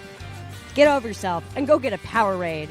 It takes more. Anything else you guys want to say to the Dan Le Batard Show? Tennessee. The balls. The balls. I do tune in, and I love it. Hell yeah, I don't believe that you watch the Le Batard Show all the time. I do. What's my name? Aubrey. No. Boomer! Boomer Sooner! Boomer! Sooner! Boomer Sooner. Boom soon, Dan. We came, and we boomered that sooner. Lame Kitten. Lame kitten. That guy was as drunk early in the morning. That was actually early afternoon, right? He was that drunk. Lucy, you can maybe answer this question. As soon as I saw that dude for the second time and I saw him breathing out of his mouth and he was rocking in his chair a little bit, that has to be the drunkest person you've interviewed yet.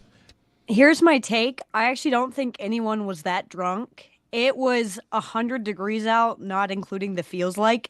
So I think everyone was just like drunk off like heat exhaustion. So it made everyone so much worse. Like I felt delusional the entire day. I get it. That's nice. You don't want to throw him under the bus. That dude, maybe nobody else, but that dude.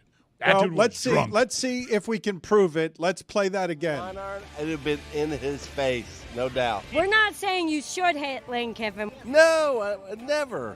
Do you miss That's Big not Ball? the heat. Lucy, that is not the heat. Lane Kitten. So Bob's Lane Kitten. That's the fireball. Unless there's a cocktail that they make there called the heat.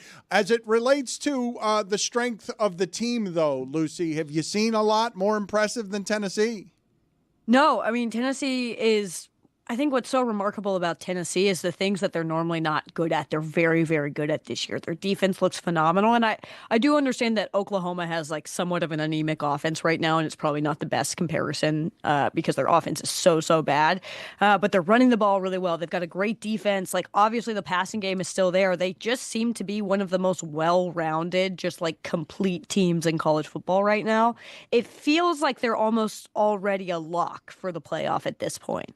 Lucy, your father's basement has the vibes of Greg Cody's party. It has, probably Greg's basement. There seems to be some stuff in there that feels musty and wooden and from another time. Yeah, it's musty. It's musty down here. It's also like raining, so it always makes it like more musty. But I feel safe here, you know.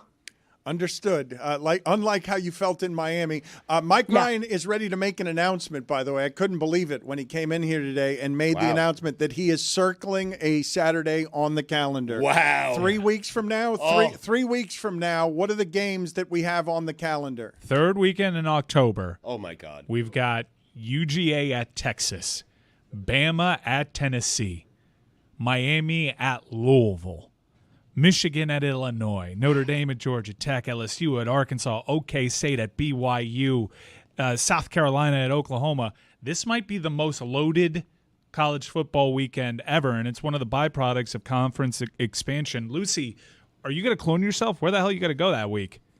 Well, so this week's the 19th, correct? Yes. Yeah, the 12th is almost just as good. It's Oregon at Ohio State at Oregon, Penn State at USC. Like there's like a 2-3 week span in October where every weekend is just absolutely phenomenal. I don't know where we're going to go that week.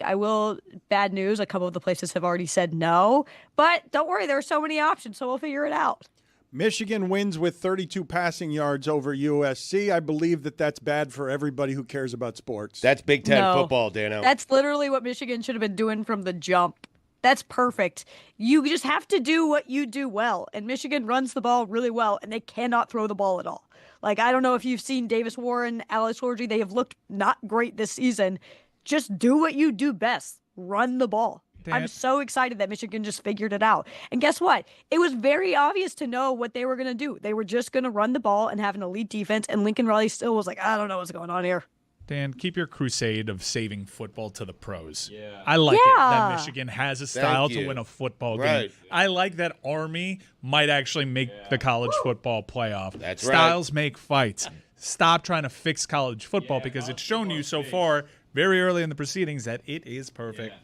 You cannot have fewer than 100 passing yards the way Iowa and Michigan combined for fewer than 100. Stop the run and make them pass, Dan. Big Ten football. Exactly right. 2-0. Big Ten. Peter Welch knew. And God help Oklahoma in the SEC. Like, God, just forget about that. Like, that's not going to work out. Oklahoma is not going to be good anytime soon. Yeah, mark it. No, their offense, like their defense is really, really good. Their offense needs like a lot of serious work. I think benching Jackson Arnold was probably the best thing the Sooners could have done in that game, and they should probably go forward with that freshman. But like just sitting there and watching back-to-back Oklahoma gets fumbles, gets great field position, and then immediately fumbles it back the next play. I was like, oh, buddy, this is going to be a long year. It's going to be a long year for the Sooners. Whatever the issues are with offense, I imagine Brent Venables will address it calmly and professionally. You can only pick 5 teams that you believe to be the best 5 teams in the country. Does Miami crack your top 5? No, not because I don't think Miami's very, very good. I think they are. I just think there are, like, unbelievably good teams this year, and like half of them are in the SEC. Like, you'd have to go Tennessee, Texas, Georgia, Ohio State, Alabama. Bam. That's weird. Alabama played USF, but it's okay. We're back to work. Oh, what just happened there? Well, the USF coach was asked the question, who's better, Alabama or Miami? Right. And he tried to be political with his answer, but he said, like, Miami's got more depth at each position than Alabama. But we're back to work. Mm-hmm. And a better quarterback. Yeah. How do you feel about Cam Ward, Lucy? Because he has jumped to the top of the Heisman lists. I mean, he's an elite quarterback. He's been this way well before Washington State when he was at Incarnate Word, which I never know how to say that. I think I said it right. I remember hearing his name in the transfer portal, just jumping up to the Washington State level. Like, he just is so dynamic and can be an entire team's offense. And it has been like, Miami has made a lot of changes, and they did a lot of work in the transfer portal, but I think Cam Ward is kind of like the proof that sometimes all you do need is just like a really, really good quarterback, and it can pretty much fix everything. Lucy, I feel like Alabama is better. You can't, you weren't able to say this the last couple of years, but I do feel like Alabama this year is a better team, better roster, more talented team than Georgia. What are your thoughts? I won't say they're more talented than Georgia, because Georgia and Alabama are both ridiculously talented teams. It's kind of hard to differentiate the two. Like, they're probably the 2 most talented teams in the country, minus Ohio State. So this weekend we'll be able to kind of see they're playing each other. It's hard for me to say that one is more talented than the other, because at that point, like, everybody's a 5-star. Lucy, good seeing you. Go back to the must in your father's basement. I'm sorry that the rain is making it extra musty. It is nice seeing you again. It's nice seeing you so happy. We look forward to future reports. We didn't get to ask her about the biggest game of the weekend, UCF at Colorado. Yeah, that's too bad that we didn't have time for that. We didn't want to talk about that? Lucy, thank Big you. noon Good kickoff? talking to you. Nice to see you again. Bye, Aubrey. Bye, guys. Greg Cody, I want to get your thoughts on something, because I'm fairly stunned that over the last couple of years in football, the surest thing that I can know is that Patrick Mahomes to Travis Kelce is not something that can be stopped by anybody. Over the last couple of years, Travis Kelce plays, and when he plays well. He is not hurt. He is not unhealthy. He is not ill-prepared. And if you target him 13 times, you're going to get 11 catches for 150 yards. Please explain to me what is happening with Travis Kelce being, production-wise, like the 40th best tight end in the league. Right. Yeah. The last game, he had 4 catches for 30 yards, which was pretty good for him. I think it was better than his first 2 games. I think that he has spread himself too thin. I know Dianna Russini said that she's talked to the Chiefs, who say, no, he's still fully committed. I don't know how you can be fully committed when you're globe-trotting to watch your girlfriend perform on stage. The other day, an ad for a new movie comes on, and Travis Kelce is in it. Travis Kelce is now has a part in a horror movie. FX. Yeah, I mean, it's just like, are you a football player? What are you doing? I'm with you, Greg. I happen to believe he is the only football player that travels with his offseason. Look, it seeps into the season as well. I think that he's older, which people need to recognize, but it is a little concerning. You would have thought that this would have been a perfect opponent for him to start getting some numbers. There's a team that plays a zone. Travis Kelce has made a Hall of Fame career by finding little holes inside the zone and then just running up like 5 yards after that. And it's not happening for whatever reason. But again, he kind of had a real dip in performance before the NFL playoffs last year. And then he put together arguably the greatest postseason that an NFL tight end has ever had. What are you saying exactly, Greg Cody? Say it plainly. I am saying that even if not in reality, the optics are bad. The optics, the perception is that Travis Kelce has so much else going on that he's not focusing entirely on football. He's the same age as Gronk. Gronk retired 6 years ago the first time, Right. and then played a couple more seasons, and then retired again 3 years Right. ago. I'm not saying he isn't an aging tight end, and maybe all of a sudden he's fallen. Is that what you're saying? All of a Well, sudden, wait a minute. he's Let's fallen off the cliff. let's be clear on this. Again, if you did not hear Mike, you may have been questioning Travis Kelce at the end of last season, and then during the playoffs, you had a seismic run through the playoffs where he wasn't old during the playoffs. You had to stop asking questions. 3 games ago Right. during the playoffs. But Stugotz warned you. Stugotz was way ahead of everybody on this. This is Stugotz's last Thanksgiving telling you, I know exactly what Greg Cody's opinion is going to be next September. I got a message for Travis Kelce, Dan, because he's a friend of mine, and I am telling you right now, he doesn't know this is going to happen, but it's about to happen. They lose more games, okay? He has a drop. He has a big fumble in that game last night. Big turnover, okay? Yeah, 2 turnovers in the red zone for one of the best red zone teams we've ever seen, as long as Andy Reid's been there. Yes, and Chiefs fans are going to start doubting Travis Kelce, Dan. If they lose a couple of more games, they're going to start to say that Travis Kelce is not as focused as he's been in years past. He is more focused on his relationship with Taylor Swift. He is more focused on doing his podcast with Jason Kelce. I'll get to him in just a second. Dan, I'm telling you it's coming. Chiefs fans are going to come down on him on sports radio, I am telling you right now, because he's not as focused as he's been in years past. And because he's not focused, and he's one of the leaders of the team, the captains of the team, everyone's going to criticize him and say, where's your focus? You've lost your focus. And they're going to start getting mad at Travis Kelce. Perfect. Thank you for the support. Thank you for doing it. No, Well, I he appreciate said it. what you were going to do, though. He predicted you. The Chiefs are 3-0, by the way. God help them if they start losing. A shaky 3-0. Shaky. According to Dan, yeah. Yeah, and by the way, when I talk about optics, okay, there's no question that Travis Kelce filmed this horror movie months ago before the season started. No question about that. But it's coming out now. The ads are appearing now, and so the optic is you have a tight end who's struggling, appearing in a horror movie. What the hell's going on? You're suggesting that the American audience can't piece together that he filmed this before the season? I think that the optics are bad. That's all. It was so weird to see Travis Kelce as the only person in the football sphere traveling this offseason. It's wild. I didn't know. Everybody else was in a That's right. hermetically sealed gym working out 20 hours a day. And To Mike's point. By the way, that UFC T-shirt, that logo looks like a ripoff of Wu-Tang Clan. I'm just going to make that allegation right now. It's a Pegasus. It's a Pegasus. And it's UCF night. Okay, the Ultimate Fighting Odd place Championship. to go, but Compare the two logos. Yeah. Okay. Compare Let's the put two those logos. next to each Yeah. other. All right, Radio cool. team, get Well, on here's it. what else is Feedback, bad with optics. receipt. hold on, he has something else. Jeremy, ahead. get out of the way. Yeah, He's rolling. go to Get Greg. out of the way. Jeremy's got a banger Optics. stat. He doesn't. Optics I part know, two. but he doesn't care. He doesn't see that Jeremy's trying to talk. It's he, fine. He Doesn't doesn't. care. He doesn't Right. pay attention to what's happening around It's him. Tuesday. It's his day. Greg, Optics, go second ahead. point. Continue Yeah. your point. I was just going to say another. Speaking of bad optics, somebody brought that up. Another did. bad optic is the fact that every home game there's Taylor Swift in the press box, and the over under is that bad the optic? over under Oh, on no.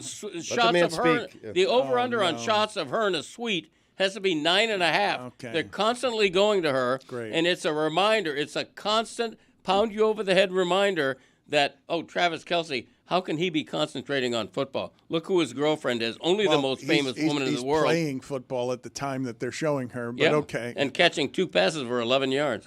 Jeremy, you were saying? At the end of last season, his final 3 games were 5 catches for 28 yards, 5 catches for 44 yards, 3 for 16 yards. This year, it's 3 for 34, 1 for 5, and 4 for 30. Just in between that, in the playoffs, 7 for 71, 5 for 75 and 2 touchdowns, 11 for 116 and a touchdown, and 9 for 93. Sure. What have you done lately? He did it in the playoffs. Yeah, well, do it now.